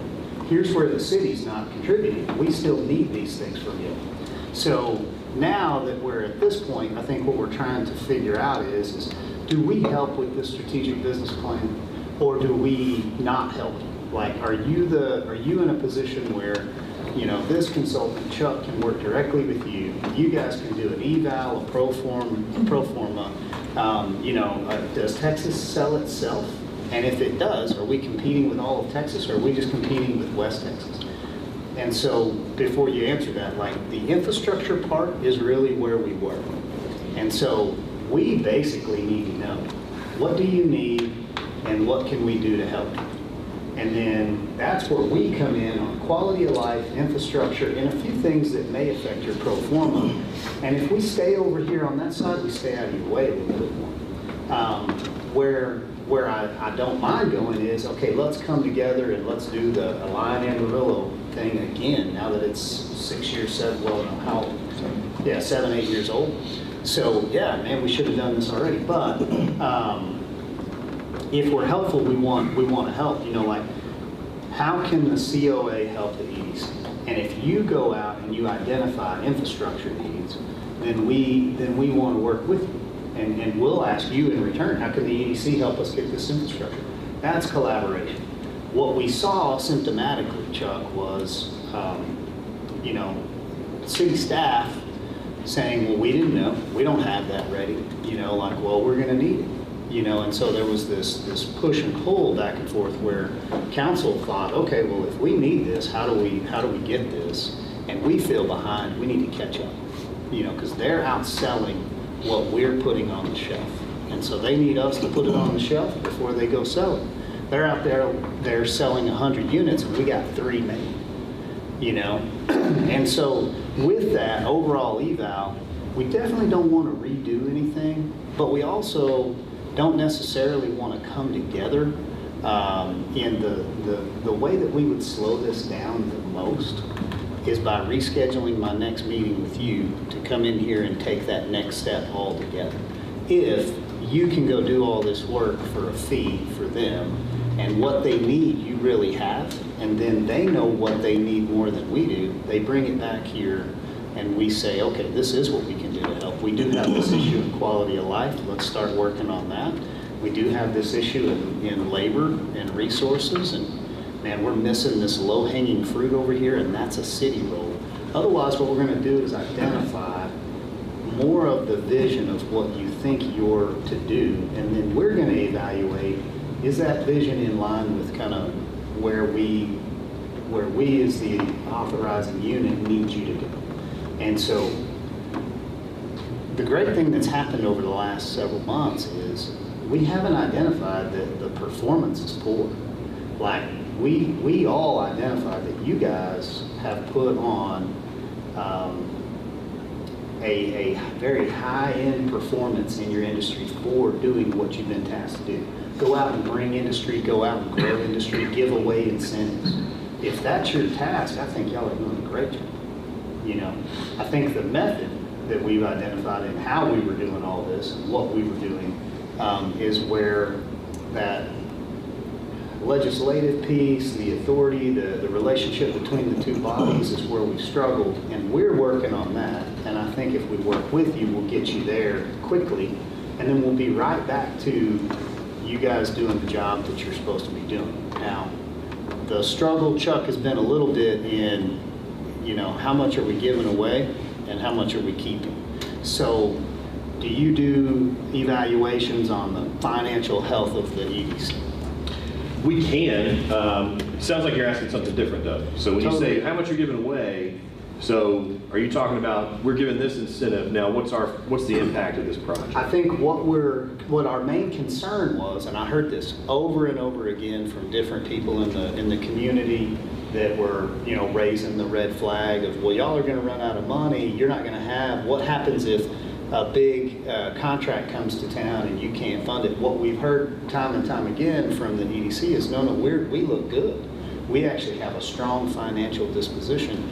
When we have a consultant, then what we can do is kind of compare and contrast what that looks like around the state. So for example, you know, if we bring in $25 million a year and we have $100 million in debt, like we have $100 million in contracts that we've got to service, and versus we bring in $25 million a year and we have $5 million in service contracts, then you could advise and they could advise where, I mean, you guys need to give more money away. Or, no, you guys are really kind of right there. You probably need to start planning for future, because it looks like some of your low-hanging fruit could be more expensive than what you can afford. Yeah, my team's already started that evaluation. Okay. Yeah, that's part of what we're going to be doing. So that, you know, reserves, what is a recommended reserve? You know, what do you see across the state? That came up in a conversation yesterday. Your gross, your debt, and your commitments, laying all that out. A lot of what we're asking for in the way that we're trying to structure and organize these articles to really give us greater specificity on how their budget works is all in line with a lot of these finances. And so because we don't know, we have greater concern.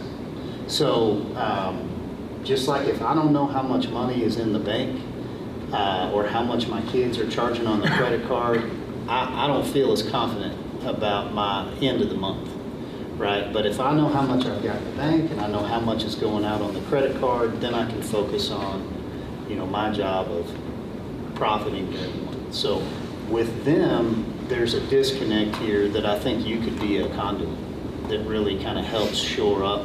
And I think you have an advantage in looking around the state and giving us some comparisons without cherry picking. You know, here's the worst EDC being ran in the state. They got no controls. They don't know what they're doing. Their debt's huge. We're going to use that one and say, well, we look really healthy. You know, well, I look really healthy next to a cancer patient. That doesn't mean I'm in good health. Yep.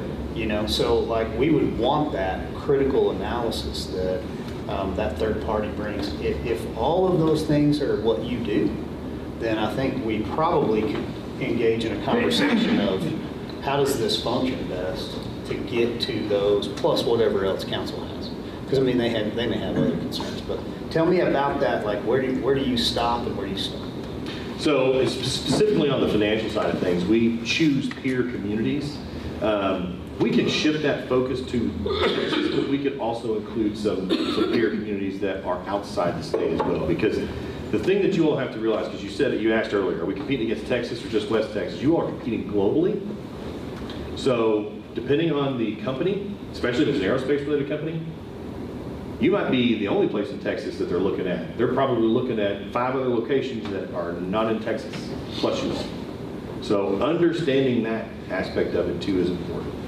And I know part of the financial evaluation that my team is doing, because when they give me updates, they had chosen peer communities outside the state of Texas in addition to a couple inside the state of Texas too. So that'll be part of what we're doing as well. So really, I will say this though, I do want to say this. I've been here 5 times, I guess now.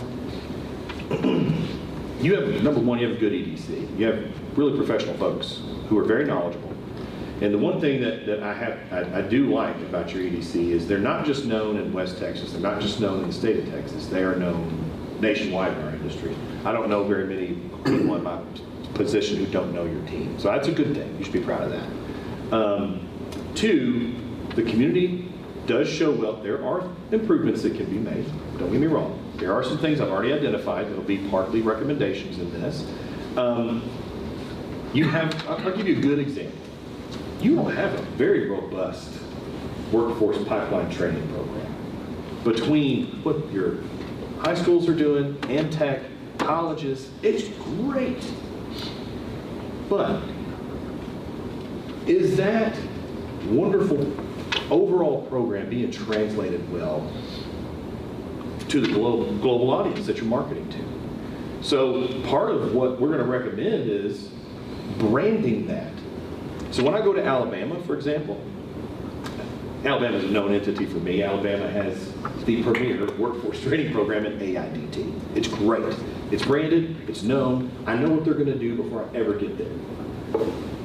Part of this is going to be branding what Amarillo's is, because Texas doesn't do that as a state, but you all do a great job of it here in Amarillo. So you should have your own branding around it. And that's what we see, that a lot of best practice communities that don't have a good state program, they're branding that themselves. So that's going to be just one recommendation. But the reason that's important is because workforce is such a deciding factor in labor, and that training, that pipeline, that you all should have your own brand that then becomes known across these industry sectors. So I love that that's also something you can look at, and it kind of goes to, I think we called it the red carpet rollout.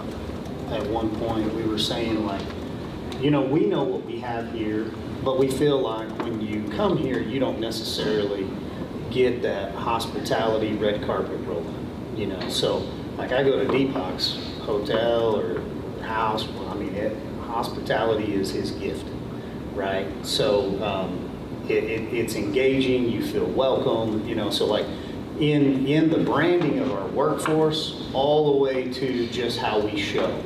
When they're picking somebody up at the airport and bringing them into town, there's tons of things that we can do. The trash that's in the alleys, you mentioned the sidewalks that are all busted up, the broken street light in the middle of town kind of thing.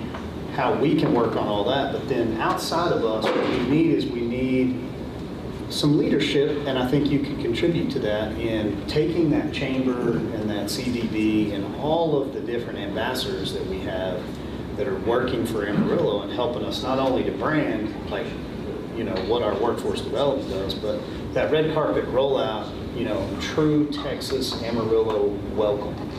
And I think we've had something like this in the past, and it probably kind of dissipated, and then maybe it's not needed to be formalized, but maybe it's just little things that you do that improve. So yeah, honestly, what you're talking about is that cohesive tissue, okay, that connective tissue.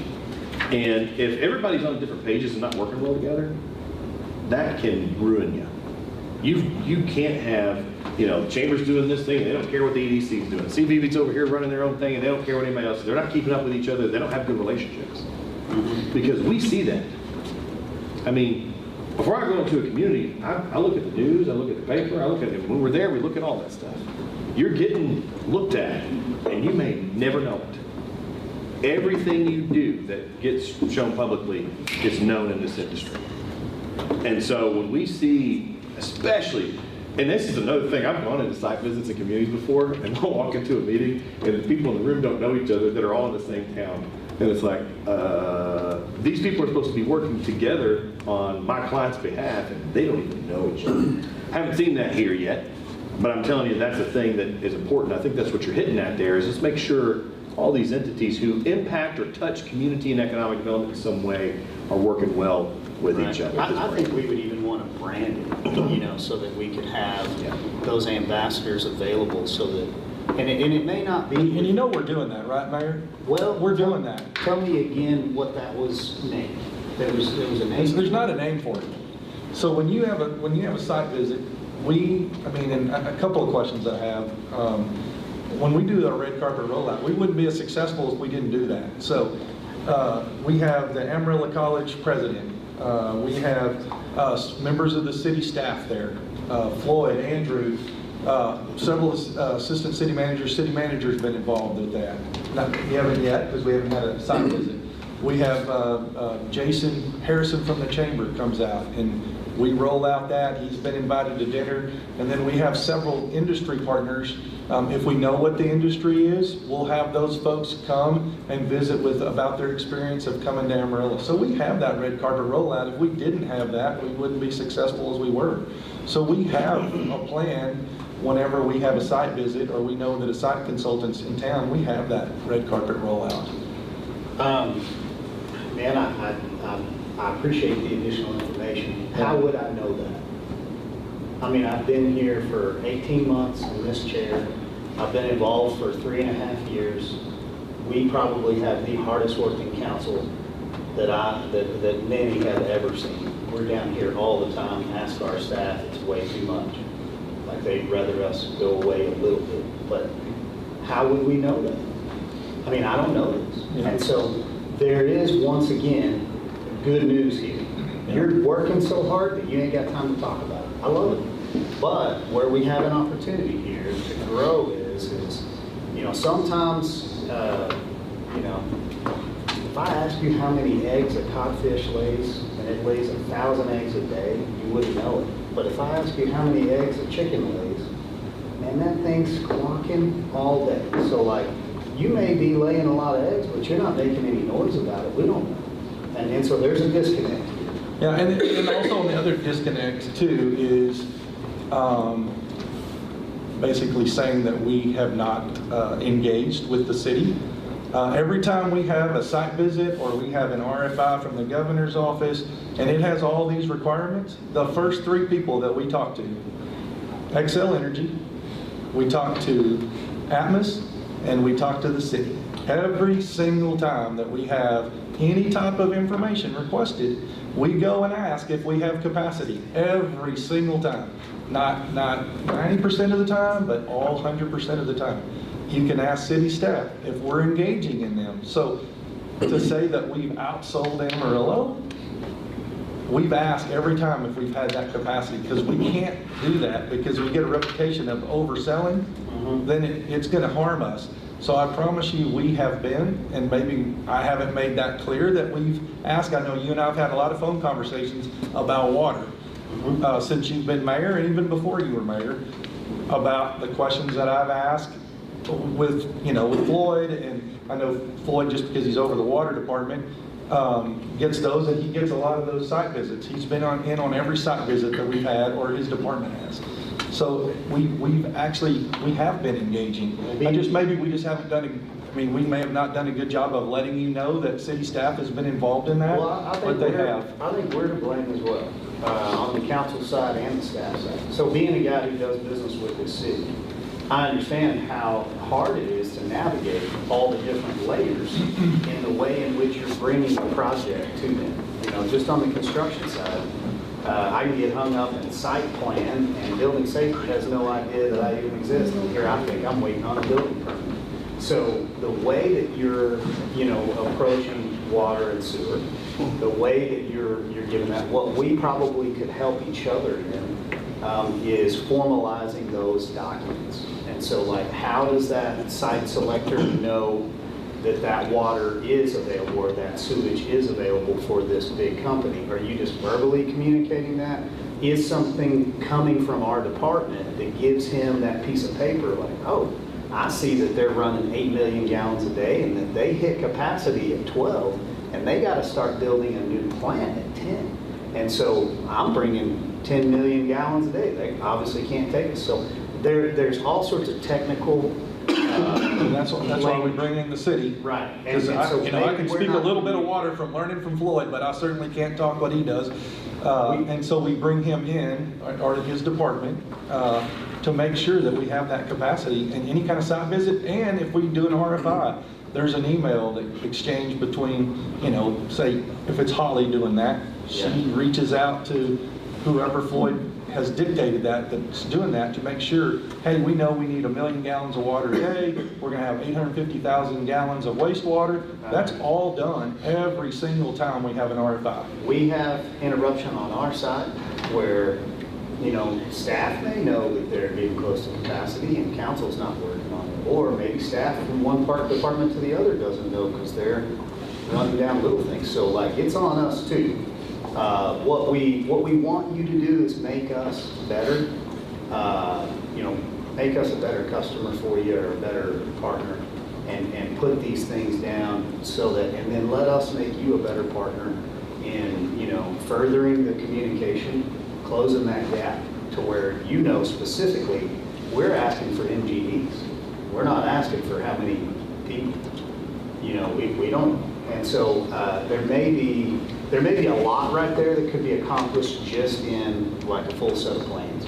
And so I don't know that we need a full set of plans, but maybe we need, here's a summary of everything, and this catches 90% of what's been getting. And we can get you those emails that we sent. We want you to be that team that outsells us, right? We don't want the ability to outperform you and to have that problem. So like, we have a good situation if you have more available than we can take, as long as they don't show up. So like, once they show up, then we have a problem. We've run out of housing, we've run out of water, we've run out of sewage, whatever it is.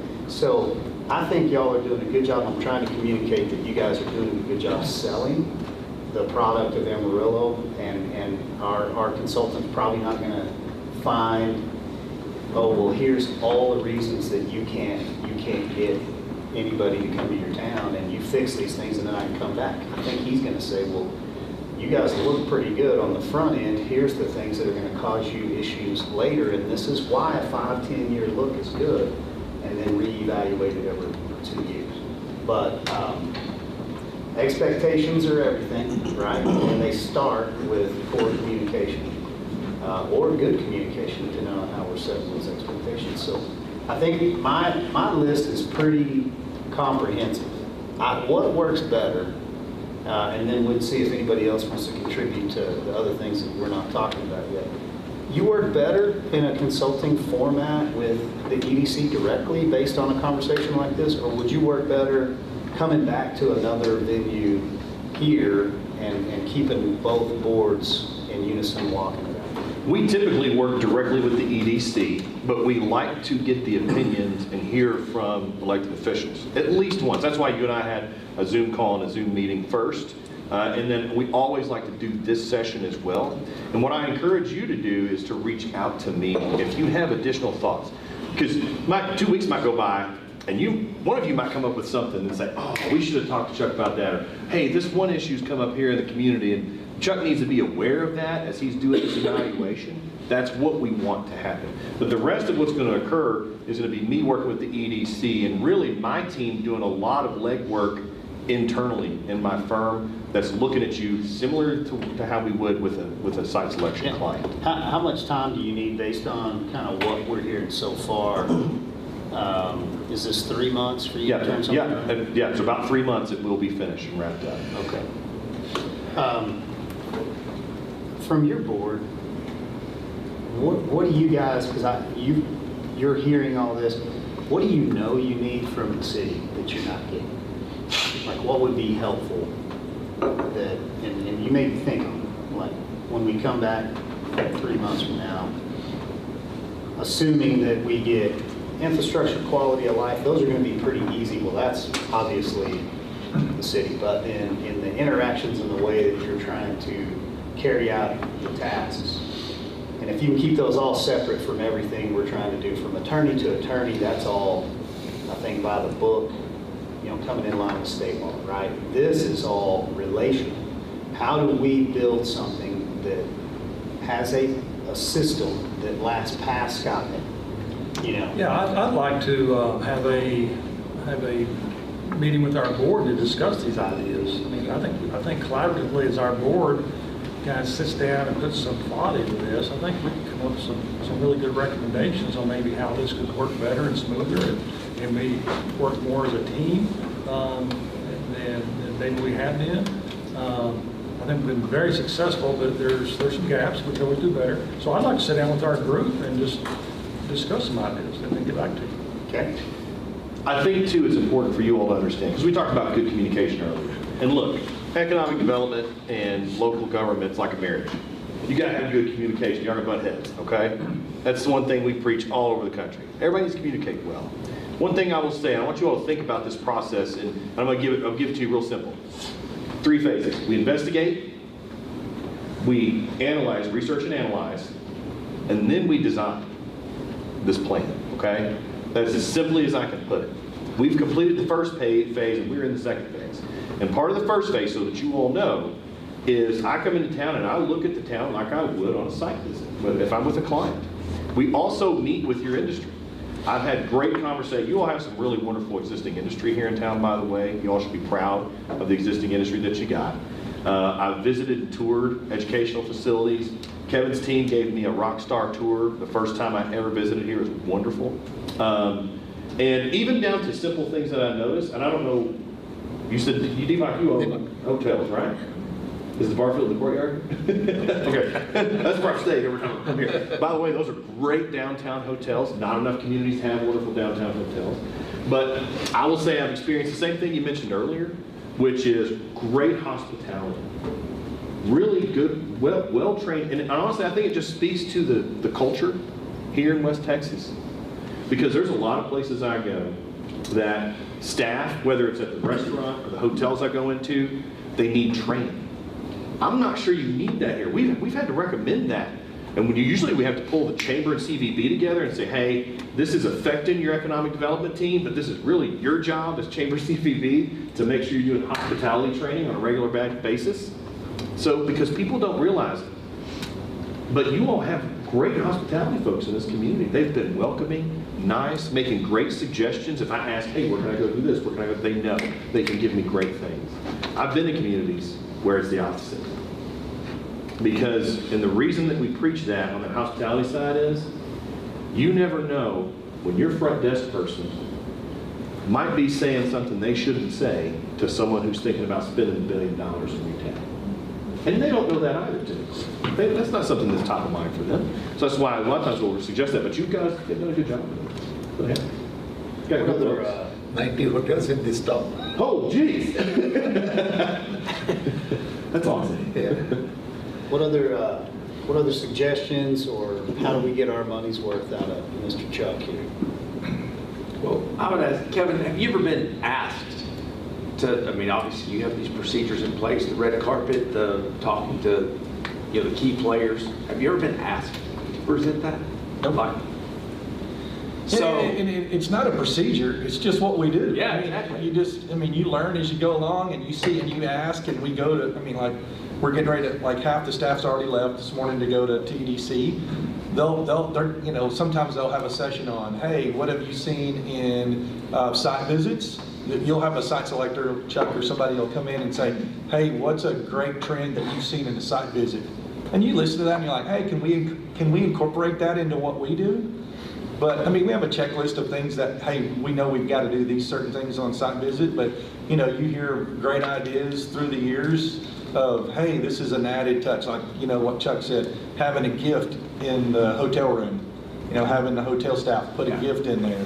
of Amarillo stuff, we've got, two of the most marketable items in the world, in the Big Texan and the Cadillac Ranch. Those are the two most visited sites on I-40. Yeah. One's the most paid visited site, and the other one's the most unpaid visited site.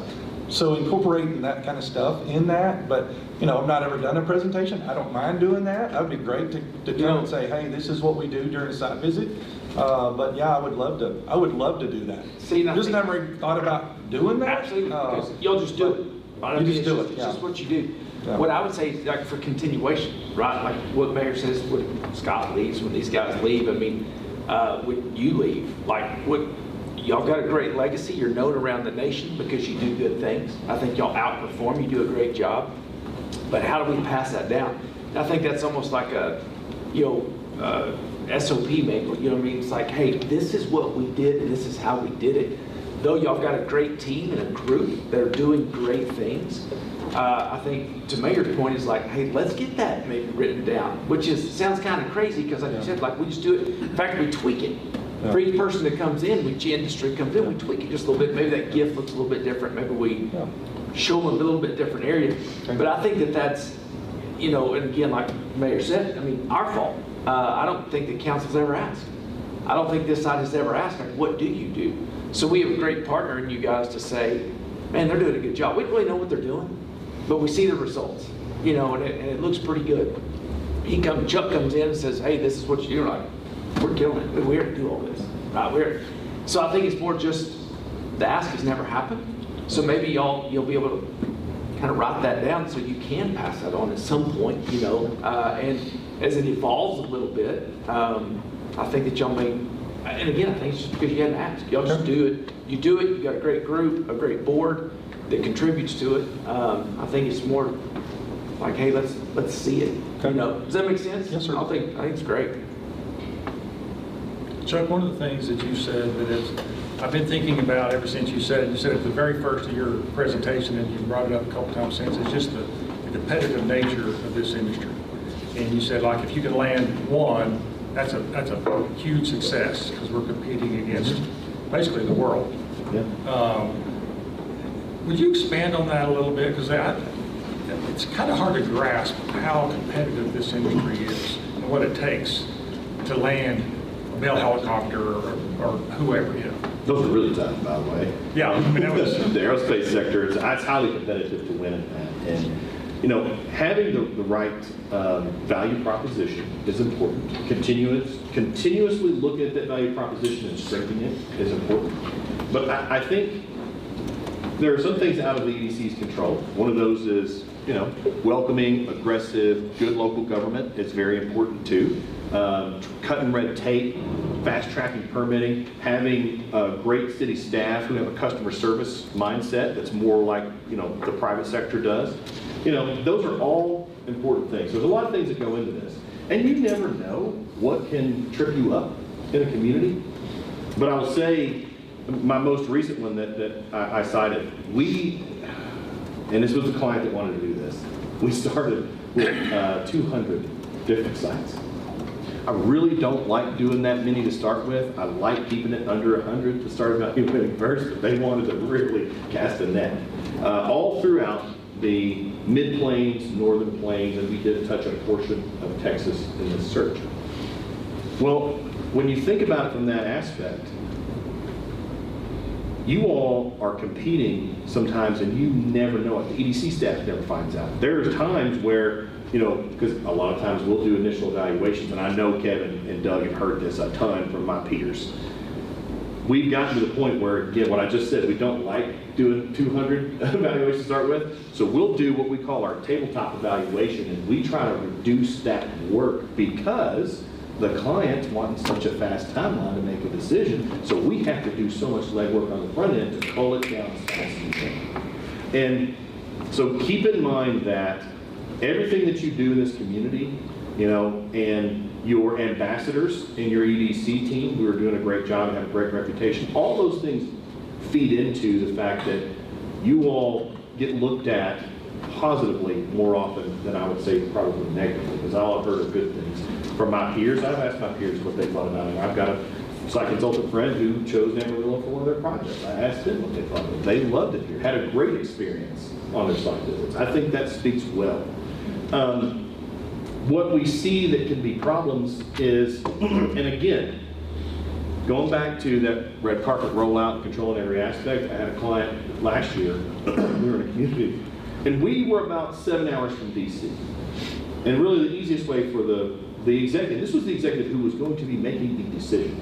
We had multiple executives, he was the one that was going to make the decision. He couldn't fly to DC, had to rent a car and drive. So when we landed in the private jet, we are touring the community and we told the staff ahead of time, we're going to have to stop and get him a rental car at Enterprise. They just dropped him off. Didn't take care of it, didn't do anything, didn't walk him in. He was supposed to join us at their college for the workforce development portion where we did all this discussion around training and pipeline and labor.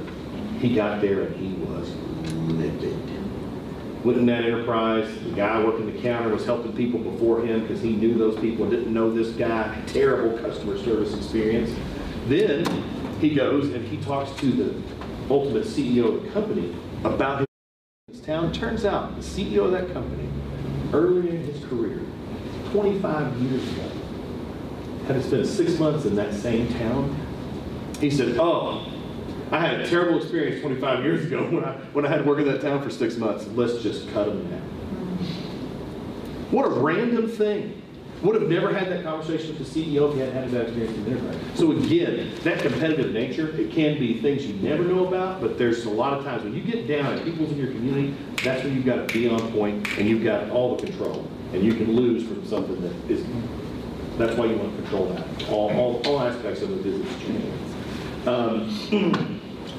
Again, there are certain types of industry that you all go after that, you know, traditionally when we think about a company that's got a certain geography, so a lot of times when you think about projects and companies, they're located between raw materials and clients, okay? That's that. If you want to make a blanket statement about it, they're going to be somewhere centrally located to where they're getting their major raw materials and where their customers are, okay? But there are a lot of newer industries today, and there are a lot of traditional industries that's not the case. They're shipping worldwide, nationwide, whatever. And you have an asset here that draws them here. You've got a wonderful airport with a long runway, and that's why aerospace and Bell is here. But, and I'm telling you, because I've been to the Paris Air Show, the Farnborough Air Show, MRO America Show, they are getting aggressively hunted by every community out there. They have governors talking to them, everybody's talking to them. Hey, I heard you work out this new defense contract. You need to do that in our town. They're getting courted like crazy. And so understanding, again, this goes back to your existing industry question. You talk about an industry that you could lose if you all aren't doing the right things and stuff like that. So again, it's not just about recruiting, it's taking care of what you got to. Thank you. So you're saying our companies that are here that we've landed and they're part of our community now, they're getting solicited all the time as well, maybe to relocate. Corporately, yes, corporately. Yeah, So we got to take care of our own. Yes, you do. Yeah. And look, I've interviewed a lot of these industries, and all they've done is brag on the EDC and the community, and so it's good. Yeah, because I mean, just on that, you interviewed the mayor as part of this process, but the mayor and I visited about interviewing. I think he interviewed probably 8 or 9 other community business leaders. So it wasn't just the board and the council. It was you did it, and we tried to make that a broad spectrum of who you visited with in those interviews. It was good. It was really good. The example that you gave of the company that had narrowed it down to 3 in quality of life was kind of a requirement to make the 3. Specifically, what is it that they saw? So again, I go back to that eye test piece of it. We were driving through one town, and they weren't the municipal owned properties, the medians and stuff like that wasn't mowed. It was all high grass. It was trash in certain places. It just didn't sell well to them at all. And so what's top of mind for that client when we're driving through these 7 states and 8 different communities in those 7 states? There's 5 of them who just didn't make, they didn't cut the mustard because the community wasn't investing in their downtowns. They weren't encouraging housing development in those communities. And the thing on top of their head was, if we're going to recruit engineers, we've got to have a community that's attractive for them to want to live in. And so when it came down to those final three, those three were ones that they knew that they could get the talent that they wanted to attract in those communities. And look, Greenville, South Carolina won. And I don't know if has anybody here been to Greenville? Yes. I know Ken Rice. It's a wonderful, wonderful. I mean, yeah, like talk about quality of life. That's something they started focusing on decades ago as a community, and it's really paid off for them. There was one that they didn't want to visit because they thought there's no way. And it was Madison, Mississippi. And they said, well, I don't think they're going to have the quality of life that we need. Well, you can look it up. Their mayor 30 years ago had this, and everybody thought she was crazy for doing this. She created these design standards in certain commercial corridors. They have the greatest looking Kroger I've ever seen in my life. The best looking Chick-fil-A and Burger Kings. All these bricks, their Kroger looks like a Greek Colosseum. And so we start driving this down, and the client was thinking they had preconceived notions of Mississippi. For whatever reason, they did. And we get to that town, and they loved it. Again, it was that eye test.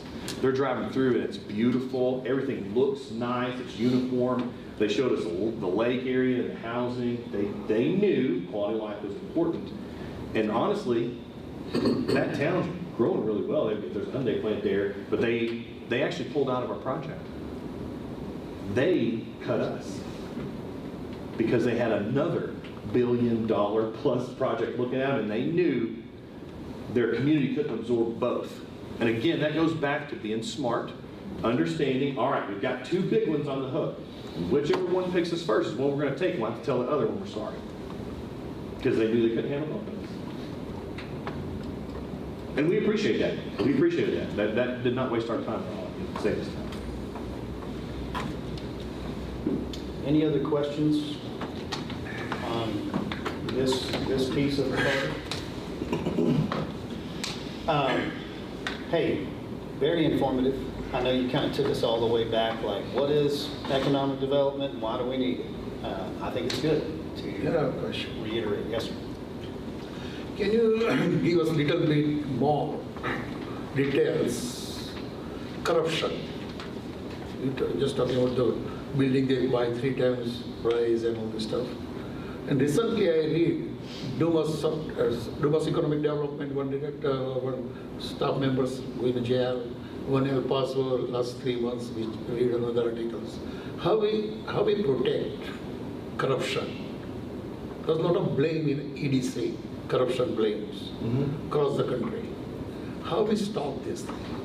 Well, I will say, and we see this, it happens, and there are times where we've seen that, hey, where there's smoke, there's fire, but there's times where we've seen, well, somebody has an agenda and they're jealous or something, and they blow up a great thing, and it stunts the community. I have seen a community, I don't want to say which one it is, they made a decision, it was because of an agenda in the community, and they got rid of their EDC, and it's been over a decade, and they have not landed another new company since then. And it's really sad. They're a great community, and they should land. But because they did well, because when the word gets out that there are issues, we don't want to touch that. We see risk. One thing I didn't cover in our analysis that we look at is risk analysis. We do a risk analysis of communities. And that risk analysis is different for each client because their risk might be different than another company's risk, but we do that analysis and look at that risk. And there are intangible risks that we look at. We've gone into a community and seen, well, there's a community right now where and I'm sure you all have seen this all over the news, where you had the sheriff walk in and try to judge. That's national news. Well, you think an industry is going to look at that town for any time soon? Probably not. It seems like there's some shady things going on there. So you try to be careful. And what you have to do is have good controls in place, have good communication, good SOPs in place, and being open. as open as you can be while maintaining the appropriate confidentiality around projects, okay? And so it's creating that balance. And honestly, it's about making sure that you're continuously doing the work to build trust internally in the community as well. But yeah, I mean, I've seen communities where you've had some major corruption issues, and you know, I don't see anybody on this staff that would be that way, or in this city who would be that way. You all seem all pretty upstanding to me, but you just don't know people. You know, everybody has a reason for doing things. So you got to be careful of that, because you know, when something like that occurs, it can really, really hurt. But you also have to be careful of, you know, looking for things when there's not something there too, because that can hurt just as much, especially if that gets out.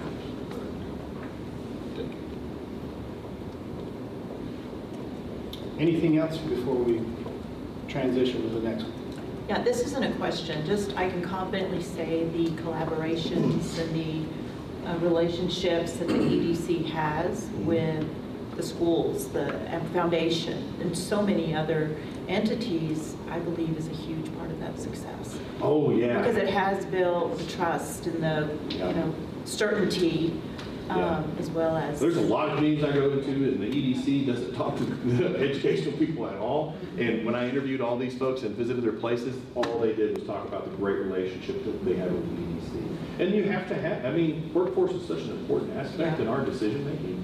If you're not doing that, you are way behind times. Way behind times. You're going to lose. So, good. And again, another great thing you want to do. Anything else on directing the consultant? We're just going to recap here real quick and kind of go back through it. So, anyone else got anything else they want to add before we do that? All right, we're good. Chuck, on your end, you know, you kind of started with board training a little bit. Anything that you can offer in additional board training? I think we want to maximize the asset that we have in you. We've got you hired. We want to get our money's worth. You know, if you can answer, like, what is the current, strategic business plan, then don't go and start over in that, right? Like, show us what it is. Like, we haven't been able to put our finger on, this is our strategic business plan. You know, like, once again, kind of to Kevin's point, like, they're doing the work, they're meeting the guys at the airport, they're really showing that Texas hospitality. We don't have that structured, and we're looking for that. Yeah, well, I will say this too, and I will need this because I haven't gotten it from you all yet, is I need the city's comprehensive plan. Mm-hmm. Because what we want to make sure is any old plans that we're looking at for the EDC, we want to see how those translate into the city's overall comprehensive plan, especially when it comes to land planning and infrastructure planning, those sorts of things. And that way we can make recommendations that are part of this that says, okay, when the city's comprehensive plan gets updated, here are things that the city needs to do. We will give you more documents than you want on that. We have a ton of different things that overlay. Mr. Freeman back there has got, he can pull out each layer that would help you to see if you just wanted to kind of target in, or we can just give you the big comp plan. We'll take the big comp plan. I'm going to tell you right now, and I hate this, by the way. I came to Panhandle. I'm going to my client communities. I'm working with a couple here in town, and everybody's asking me where Ivy is. So my number 2, my VP, Ivy, everybody loves Ivy. Well, she wasn't able to be here. She's working on some things. She likes to go through, she's very detail-oriented, and so she loves to go through all of that. So we will want the full comp plan if possible. Okay. I definitely hear where Deepak is going with the low-interest loans as an incentive, and especially if we already are doing this, but we can lay this loan off on a third party. So I'm not interested in turning our EDC into a bank, so to speak, where we're like, oh, we've gotten away from our vision. I am interested in using the EDC to engage with, you know, CDBGs and different things that you can lay that loan off so that. That one we won't qualify for, Mayor, I think just because of population size. Yep. It's not eligible for that one, but there may be some other Do we plans have out any there. Texas EDC funds that are available that you guys qualify for? There is no Texas EDC. Oh, okay. Yeah, that's one the deal with the thing. state is it's all done at the local level. The Yep. state has the Texas Enterprise Fund, and we've won a couple of those for Right. POB. Cacique got a Texas Enterprise Fund. His stamp, which is GRI. But that's really the only state incentive out there. I mean, there's a couple, but a lot of those we typically don't qualify for. But Texas, but there may be. We can research and see if there's any other funding mechanisms. But on CDBG, typically it's anything over 50. I think is the rule. I may be wrong on that, but I think it's over Okay. 50. We're not going to qualify. And we don't want to compete with other entities that are in the city that are doing those block grants. Yep. But, council, do you guys have any issues with looking for those low interest loans if they can be leveraged by a third party?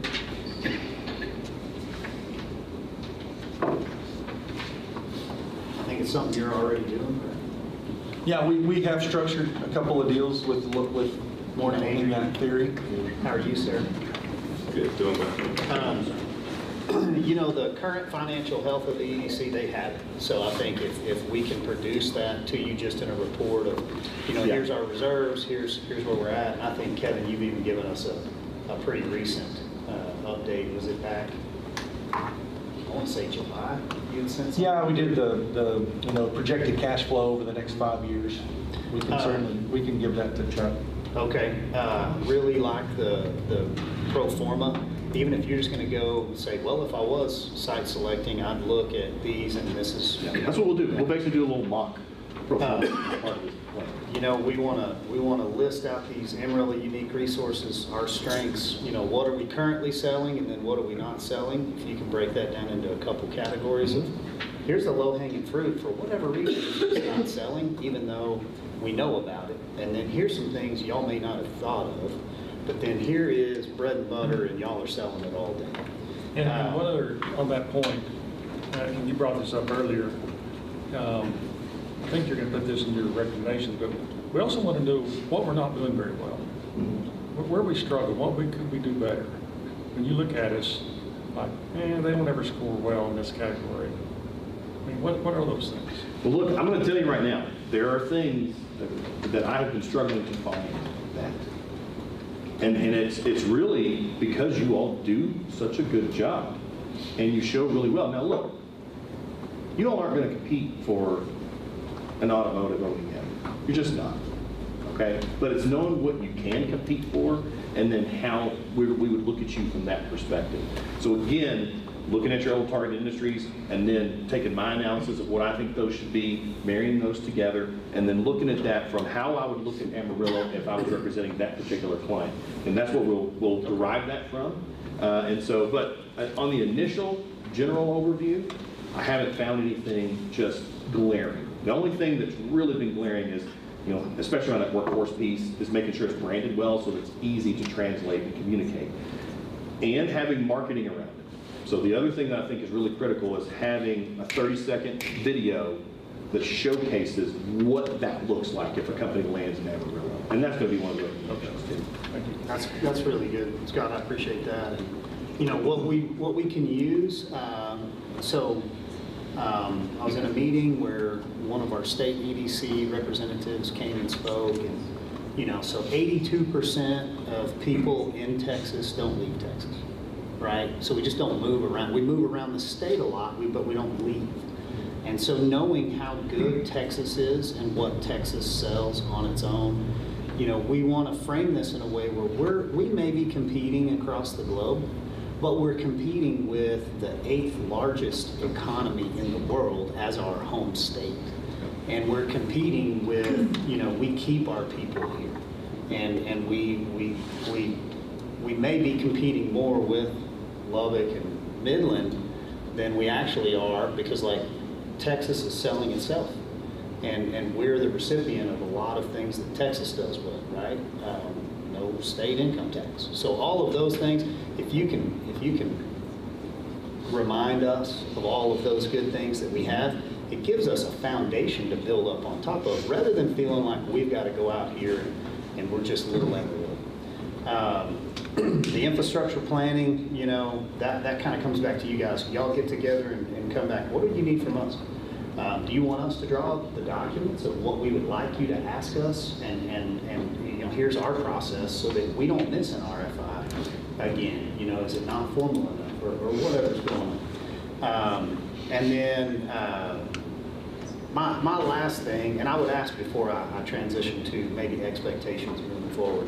Does anybody have anything else they'd like to? I know we talked about red carpet rollout, and you feel like you've been given plenty to go to work on? Yeah. Oh, yeah. Yes, sir. I just like to ask our city manager, any thoughts you have, anything that you would be looking for, anything that you would think would be beneficial from your perspective or the city's perspective?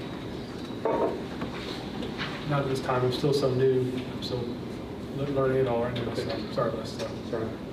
Any other staff while we're doing this? You know, Floyd, Andrew, Laura, you guys have anything that you need to direct? Or you feel like we're missing that we should be asking our consultant? It's gonna have a lot of plans to review. Yeah. I'll send more into Chicago. I don't think we can get it all in. So, That's all right. We put it in a Dropbox file. there you go. Okay, so I want to make sure that we're running a comprehensive meeting, right? I don't want to take an opportunity to get you guys here, sit across the table, and then not talk about everything. And so, like, we invited you to dinner, you know, and we also have family business. So this is just the way it works when you do business out in the open, right? I would like to set an expectation that is relational.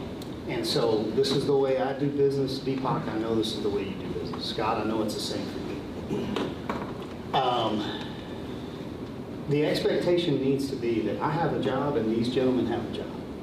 And we're doing this job with George Hyde, and we had an opportunity yesterday to come together and to formulate, like, here's some next steps, right? What happens is we go right from a meeting like that into this meeting.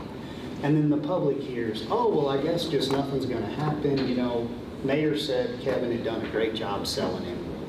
So now there's an expectation of no accountability, no change. It all gets swept under the rug. You know, you mentioned corruption. And so, you know, we come in here and we talk about the fact that economic development can be controversial, just in the nature of the business. It is what it is, right? Incentives can be controversial. We come in here and we talk about the fact that we do have corruption in government and that we do need greater controls and accountability and all that. These are the expectations you need to continually set in a very professional way. It means absolutely nothing if any of us sit on this side of the table and we say, Scott, that's a great idea. I really appreciate what you're doing. If I won't turn right back around and say, Scott, I have no idea why you did it. Like, what are you thinking? Where did we go here? Or for you to come to me and say, Mayor, I'm totally disappointed in the way you handled that issue. Like, we've got to be able to receive that on both sides. So what I'm trying to set here is an expectation moving forward. The hand of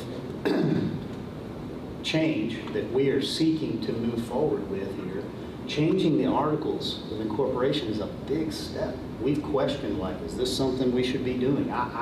The more I get into it, the more I see the benefit in doing that. I know that there may be differing opinions, but y'all are willing to work with us. So I want to make sure that the accountability on everything from personal credit card reimbursements all the way to the range, all is still on the table. We still have a mess we are going to deal with. We're going to clean it up.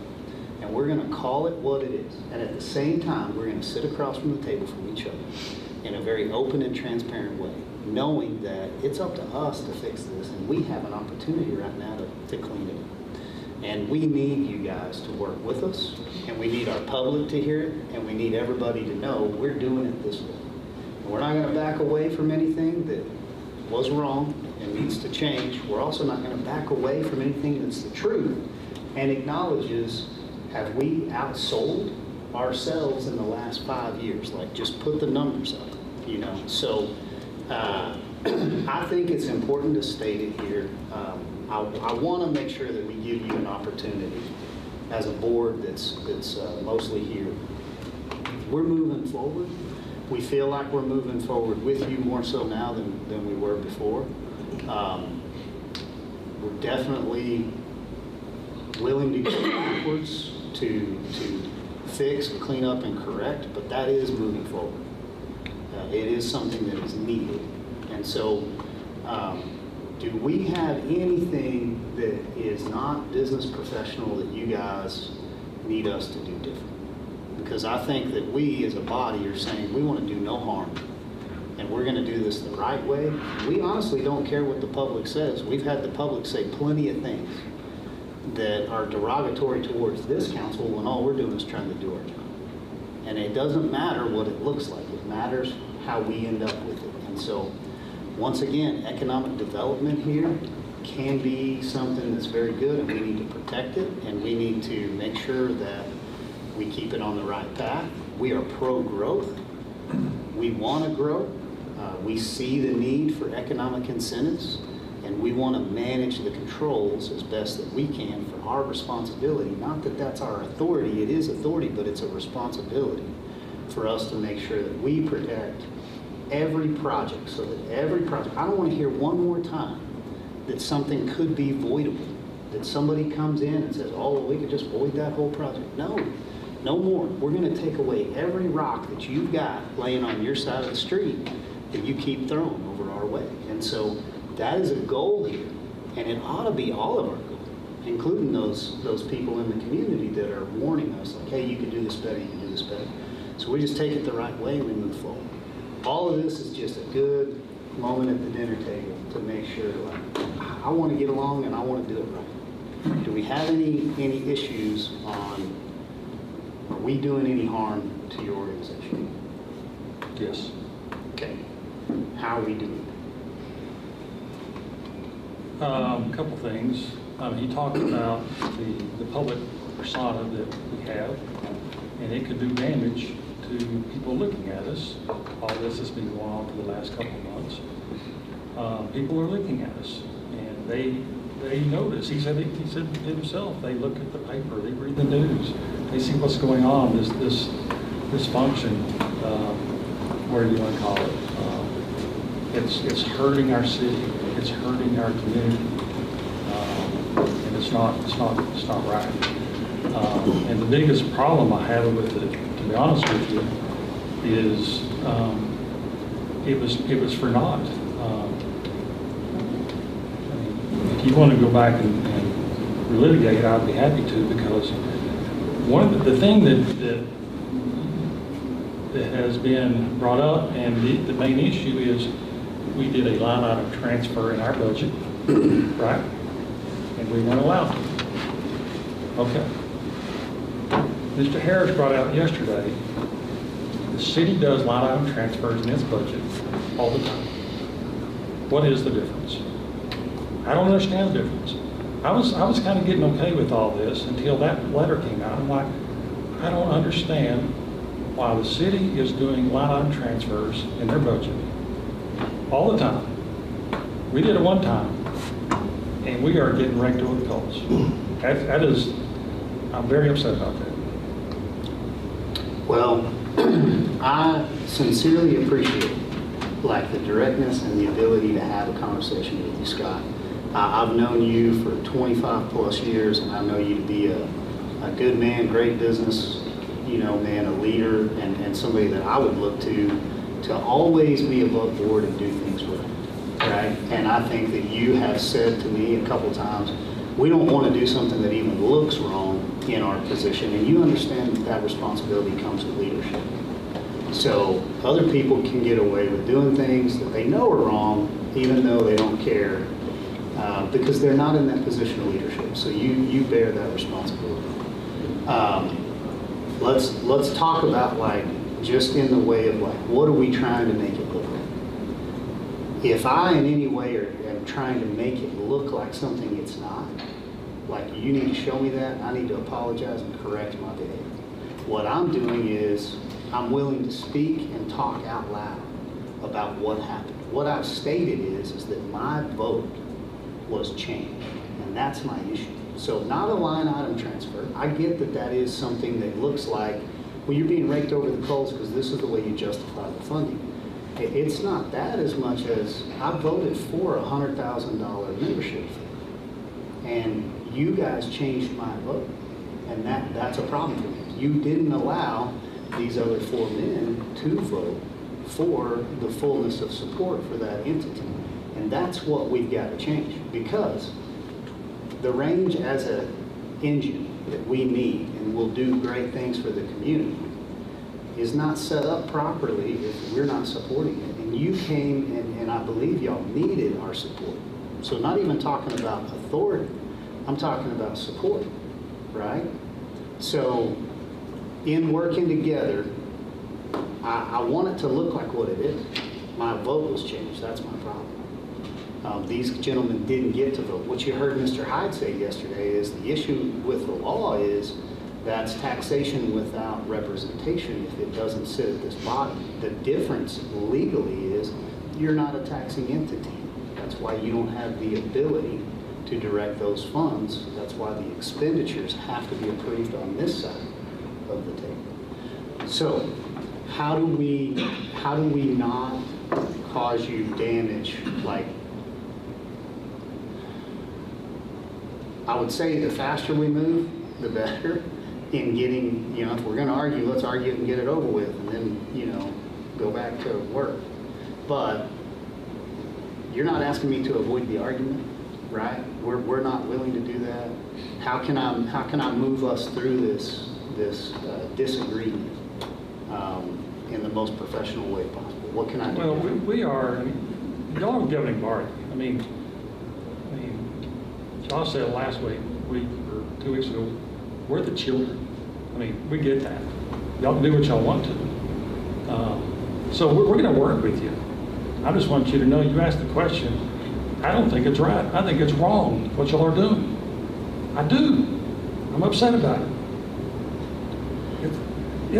Why can George Hyde tell you to do a line item transfer to pay his fees? We do a line item transfer and we're here having this discussion. Makes no sense to me. So let's take that as just an isolated instance. Okay, Mr. Hyde sent me a professional services agreement. It was for $95,000, right? It didn't say not to exceed, it didn't say any of that. Council voted that in, and we as council can choose to spend that $95,000, right? So when we made the motion, we made a motion up to not to exceed 95K. That was brought to our attention after we had him hired when we had spent roughly $70,000 with him. We then took, as council, the opportunity to add an additional $250,000 back into our legal department's budget. When did you do that? We did that at budget. So at budget. This happened last year. No, this happened this year. last year. No. In the FY 24-25 budget, we added $250,000. In the FY 23-24, we've stayed within that $95,000. Well, okay. So you have it legal, this allocation. Mr. Hyde states it would be sufficient funds and existing funds in contractual services loan or line item transfer within the city, if necessary, basically to pay his fees. That's my whole point. That's my whole point. I understand your point, but I think you're not recognizing maybe the line item transfer. So what has been said is that $1.3 million has been expensed to set up the range, and that you guys had gotten an approval for $200,000 worth of consulting work, right? That was approved in their proposal. Was it 200 original? Yeah. Let's say. But the board voted to do the study. Doing the study. Then the board voted to propose $100,000 higher for memberships. And then the line item transfer came how? Tell us how you transferred $750,000. Where did it come from? So the $750,000 came, we used some of the project support money that we had. There was $500,000 in there. And then we used $150,000 of that out of our marketing. Okay. So in the out of this $1.3 million we've spent, in 22-23, we were under budget by about $150,000 out of our overall $3-point-something million budget. And out of 23 and 24, we were under budget by a little over $200,000 total out of our budget. So In those 2 years, we were under budget, even spending the $1.3 million that we spent. Because we did line item, we had the ability to do line item transfers, just like the city does, and in governmental accounting, you have that ability. Thank you for that. Scott, what you're saying is really important, and like taking a few minutes to walk through this. What you're saying is the way that we want to live in this community, right? It's the core value of you treat me the way you want to be treated. I get into this with the city all the time. The rules are for everyone, right? If we all have to live by the same rules, we'll make sure that we establish fair rules. But if there's rules for you that are not for me, then they're never going to be fair. And this is my struggle all the time on my side in doing business with the city and working within all the rules. What you're saying, Mr. Bentley, is very good and needed. You want to be treated the same way. You want me to follow the same rules you're following. I'm following these rules. Let me explain. I didn't line item transfer from water and sewer over to general fund to pay my legal fees. I didn't line item transfer from Parks and Rec into legal inside of the general fund. I adjusted my budget at a request with my council's approval in order to appropriately fund the $250,000 that I need to pay for Mr. Hyde to do a great job for exactly what he's doing. He's helping us work through this issue and many other issues. So when the ask was presented for the $100,000 membership, where was the membership? Where did they bring you an invoice saying that they needed project, development funds, marketing funds, and membership fees? They didn't. They brought you a request saying they wanted $750,000 for a membership fee, and nobody voted on it. And here's the other issue with procurement on this side. It was done wrong because you didn't take it to your board. You didn't have your board vote on it. Just like it would be wrong for me to tell Laura to move $250K back into the general fund under legal to pay for Hyde without these gentlemen's approval. I have to have that public discussion. My public has to hear it. These gentlemen can vote against it. I don't have an attorney. You could have done the same. So I don't want you feeling like I'm treating you any different than I'm treating you. Well, I'm sorry, I do feel that way. Okay. It says, because your attorney is giving you instructions to do that, to make a line item transfer, if needed, to pay him. That's exactly what this says. I'll give it to all of y'all. Well, my attorney also gave me a printout to rebuke the AEDC board for their actions in a Monday meeting and to say several things that were advisable, but I didn't take it. So I have my lead advisor right here, and he advises me, and then I have a legal advisor, but my actions are my own. And so I took actions in accordance with what I want to do in treating these gentlemen the way I want to be treated, holding myself the same accountability I'm holding you to, regardless of what he says in that letter of what I could or could not do legally. That's not how I did it. And so I once again am asking you, like, I'm not saying that there's not a loophole in the law, and even in line item transfers in a municipality taxing entity, we have authorities that you don't have. So does the staff have the ability to pay $50,000, up to $50,000 without asking? They do. Do you guys have that ability? No, you don't. So the has to be treated different than the municipality. So I have to treat, so the child and the parent are in two different roles. Not that one's less important than the other. If anything, you show more protection for that child. But in the authority, that child is not signing that check at the bank. The parent is. And so that is the responsibility of the state law. So I understand the way it feels. I appreciate the engagement. I'm not intending it that way. And once again, these are the state's laws. And that ability does not exist. You know, That ability does not exist in EDCs underneath the way in which we shall approve all expenditures. And this $750,000 was never approved. Okay, Mayor, I think we're just going to have to agree to disagree. Scott, I'm agreeable with you in a lot of things, and I agree to disagree on this. It doesn't change where we're going. It also doesn't change the manner of respect that I have for you as a person that is above me in business, that has far more experience and has expertise in banking and the relationships that you have in town. And I hope that what people have seen is truly who you are, that you did exactly what you thought you were supposed to be doing, and that you would not do anything that you knew that you shouldn't. And so, like, I respect you as a fellow volunteer, and I hope that our community hears that, like, this is a group of volunteers around this table, and we're going to hold each other accountable because there's responsibility here.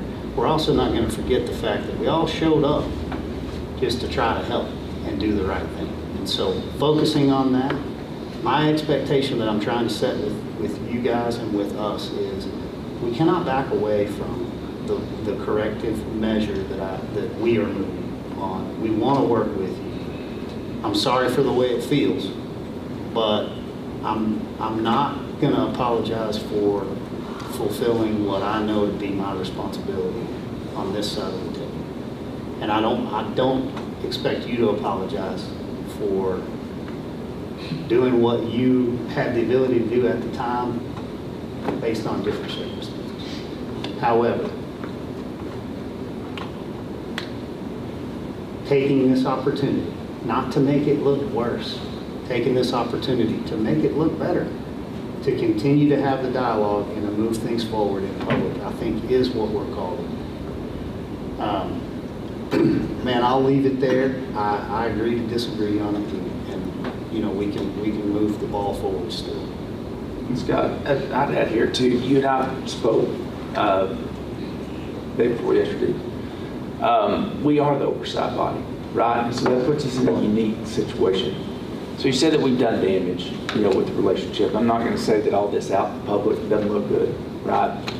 But what we're trying to do is salvage it. We have to do our due diligence. We're elected officials, right? So if something's brought to our attention, we have to dig into it, right? We've got to look. And it may not look good on the outside, but we owe a duty that y'all don't have to provide that oversight and to represent the people who put us in this office, right? So whether we agree or disagree with that, we still have that duty regardless. And it may not look great, but we have to do it, right? I mean, you and I think, had a great talk. You know, but I think after yesterday in council, when we talked, and I talked to you guys at break a little bit, saying, you know, what Hyde had proposed, and then him coming in and working collaboratively with the board and that type of deal. I think there's a way to where we've got to go, right? I mean, we can agree to disagree on what happened, right? And whether, you know, city does it, so we get to do it, you know, which we talked about that. It's like, yeah, kids don't always get to do what the parents do. Now, I get what you're saying. It's not as simple as that. But if we can, what we've all talked about is, you know, putting the guardrails, changing the things. But I think we move forward and we're way healthier. We can get this out, we can have this discussion, and we can do this. And I think it's healthy, and I think we move forward. And it may always be a point of contention. But we're not asking, we're not trying to embarrass anybody. We're not coming out saying anything about anyone. It's just where we are. And I think we had that talk a little bit. You know, and again, to agree to disagree, but we have a responsibility that we have to do, and we don't like it, right? We don't like what it makes the relationship look like, because I think that we actually have a pretty good relationship. And I think as this council, y'all are having to deal with a whole new group, governing body. I think y'all have taken great direction from, you know, where we are with incentives and that type of deal, from where maybe the previous one was. And I think we've made a lot of progress. So that's the last thing we want, is to create damage, or to make this relationship look poor or not healthy. On the other, it's really the opposite. We want it to look healthier through communication, through I that. appreciate those comments. I'm going to say one more thing. Whenever Wes Simpson and Cole Stanley, myself, and Andrew Hall met the first time, you asked us to come with some recommendations on how we could maybe keep this from happening again. And we did. And I think they're good. They were good guardrails to keep it happening again, because from the very beginning, we have said, I could have been done better. I could have been done better. It wasn't wrong, because there was no policy or procedure that says that it was wrong, or you couldn't do what we did. But it could have been done better. And in hindsight, I wish we would have gone back. It'd been so easy, as we talked about, it'd been so easy to go back and just get approval. Yes, in hindsight, been great. And I wish we wouldn't be having this conversation today. But that didn't happen. So, like, okay, we need to make sure we put some procedures in place, and we did that. And then you asked for, well, I have one other request, and that is to go back and do a review of their financials 3 years. Like, great, because if there's something going on there, we want to know about it too. There was nothing there. We put the guardrails in place, and the way I remember that conversation ending was, you said, okay, if the audit comes back clean, and we get some procedures in place, I'm good. And the next thing I know, we're changing articles of incorporation to put handcuffs on us. That does not feel right. And I'll address that, because in that meeting, if you remember, what I said was, I've learned this lesson already, and I refuse to learn it again. I'm going to sit right here and I'm going to tell you I'm just one person, and I can make no promises about how any of this is going to go coming out of this meeting. This is a discussion, but I could very well end up out there in a discussion with council voting against what I'm trying to help you do. This is verbatim the words that I said. And I know this because I've repeated it multiple times since the sanctuary city issue. So I've learned this lesson. I'm not going to learn it again. I'm just one person. I get a vote. It's up to this council. It's what this council decides to do. You presented some policies that were very helpful in you saying we're willing to do these things. And it was at my request of, hey, you clean up your own mess. Like, this is a mess. You guys clean it up. This is, and so I appreciate that you guys were willing to work towards that. However, specifically, one of the changes was to give him a $50,000 up to $50,000 discretion, and that's not legal. And so we don't have that ability in how we want to come in line or become more consistent with state law on approving expenditure.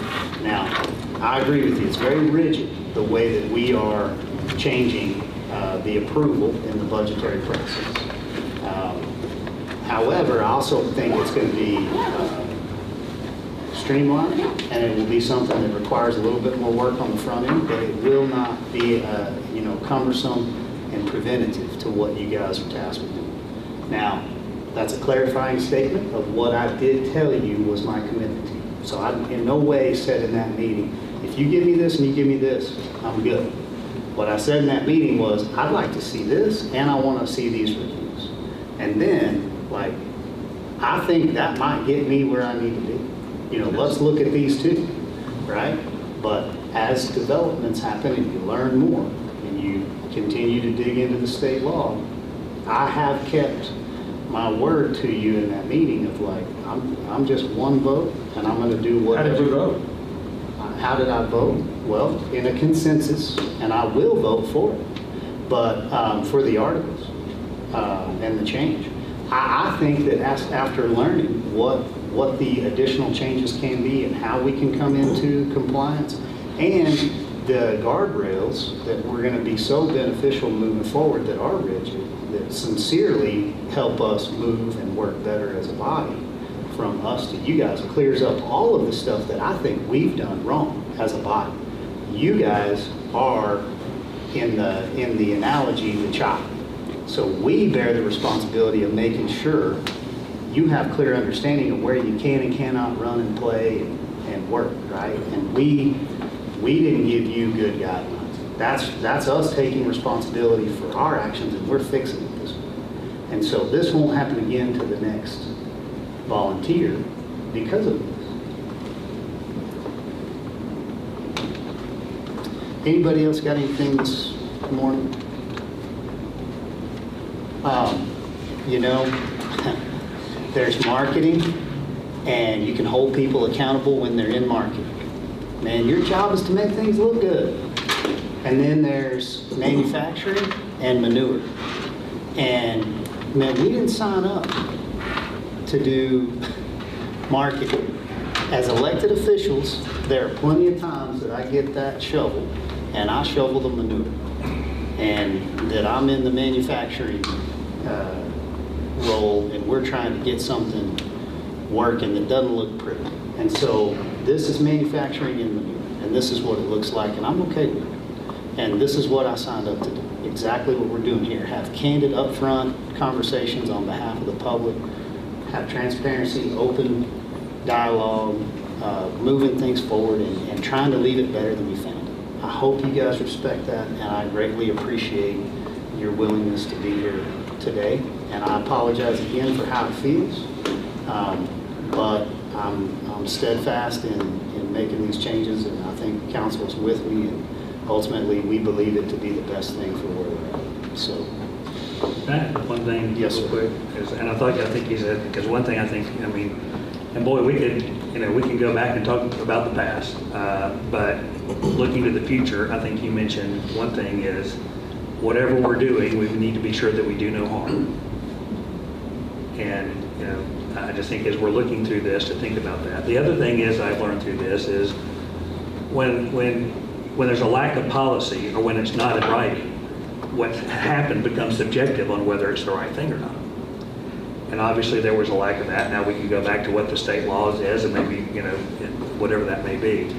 But one thing I want to see out of this, that I don't think the Articles of Incorporation really give us the specifics. It give us the overarching guidelines on how this works and what the relationship is. But as I said yesterday, I think the devil's in the details. So what I'd like to see, I mean, not only if we're looking at the Articles of Incorporation, but how is that specifically going to work? Because I think that is, the Articles of Incorporation are one thing, but the specifics on how it works is something that I'd really like to make sure that we're all clear on, that it meets the letter of the law.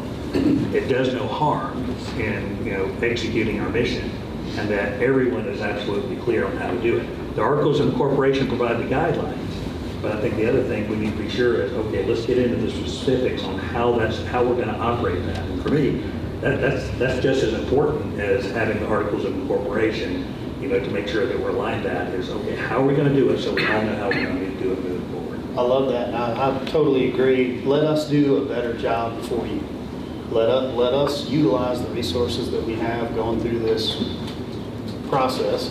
Let us put together forums and, the way that we'd like to see it, so that if this comes in, it's an easy thing for you. Well, here's our request for, an expenditure that's over the approved budget. And then this form is over here. And so those guidelines, as well as others that you're referencing, Les, I think having the board once again continue to visit and bring that back and work with Hyde, having Atkins review and give that second opinion, get us there. Now, what I would ask before we adjourn, the faster we move, the better I think we are in all of this, as long as we move together. So we want to move as fast as you can move, and we'll make time for you. So if that means we need to call a meeting and sit down, we're ready. But the sooner the better in engaging with Hyde and Atkins, and putting them around the table with you, bringing up the expenditures, getting everything ready, agreeing or disagreeing with the amendments if there's some that you guys are like, no way. Let's get that conversation back to the table. Anything further? The one thing for me, and I don't know what, I want to do it quickly, but I want to do it right. So, I don't want to have a haste to do something and then we're doing something. But to me, just as important as the Articles of Incorporation, but before we go through all of this, again, for me, I just want to see some of the detail on how this is, Because we can approve articles of incorporation, but without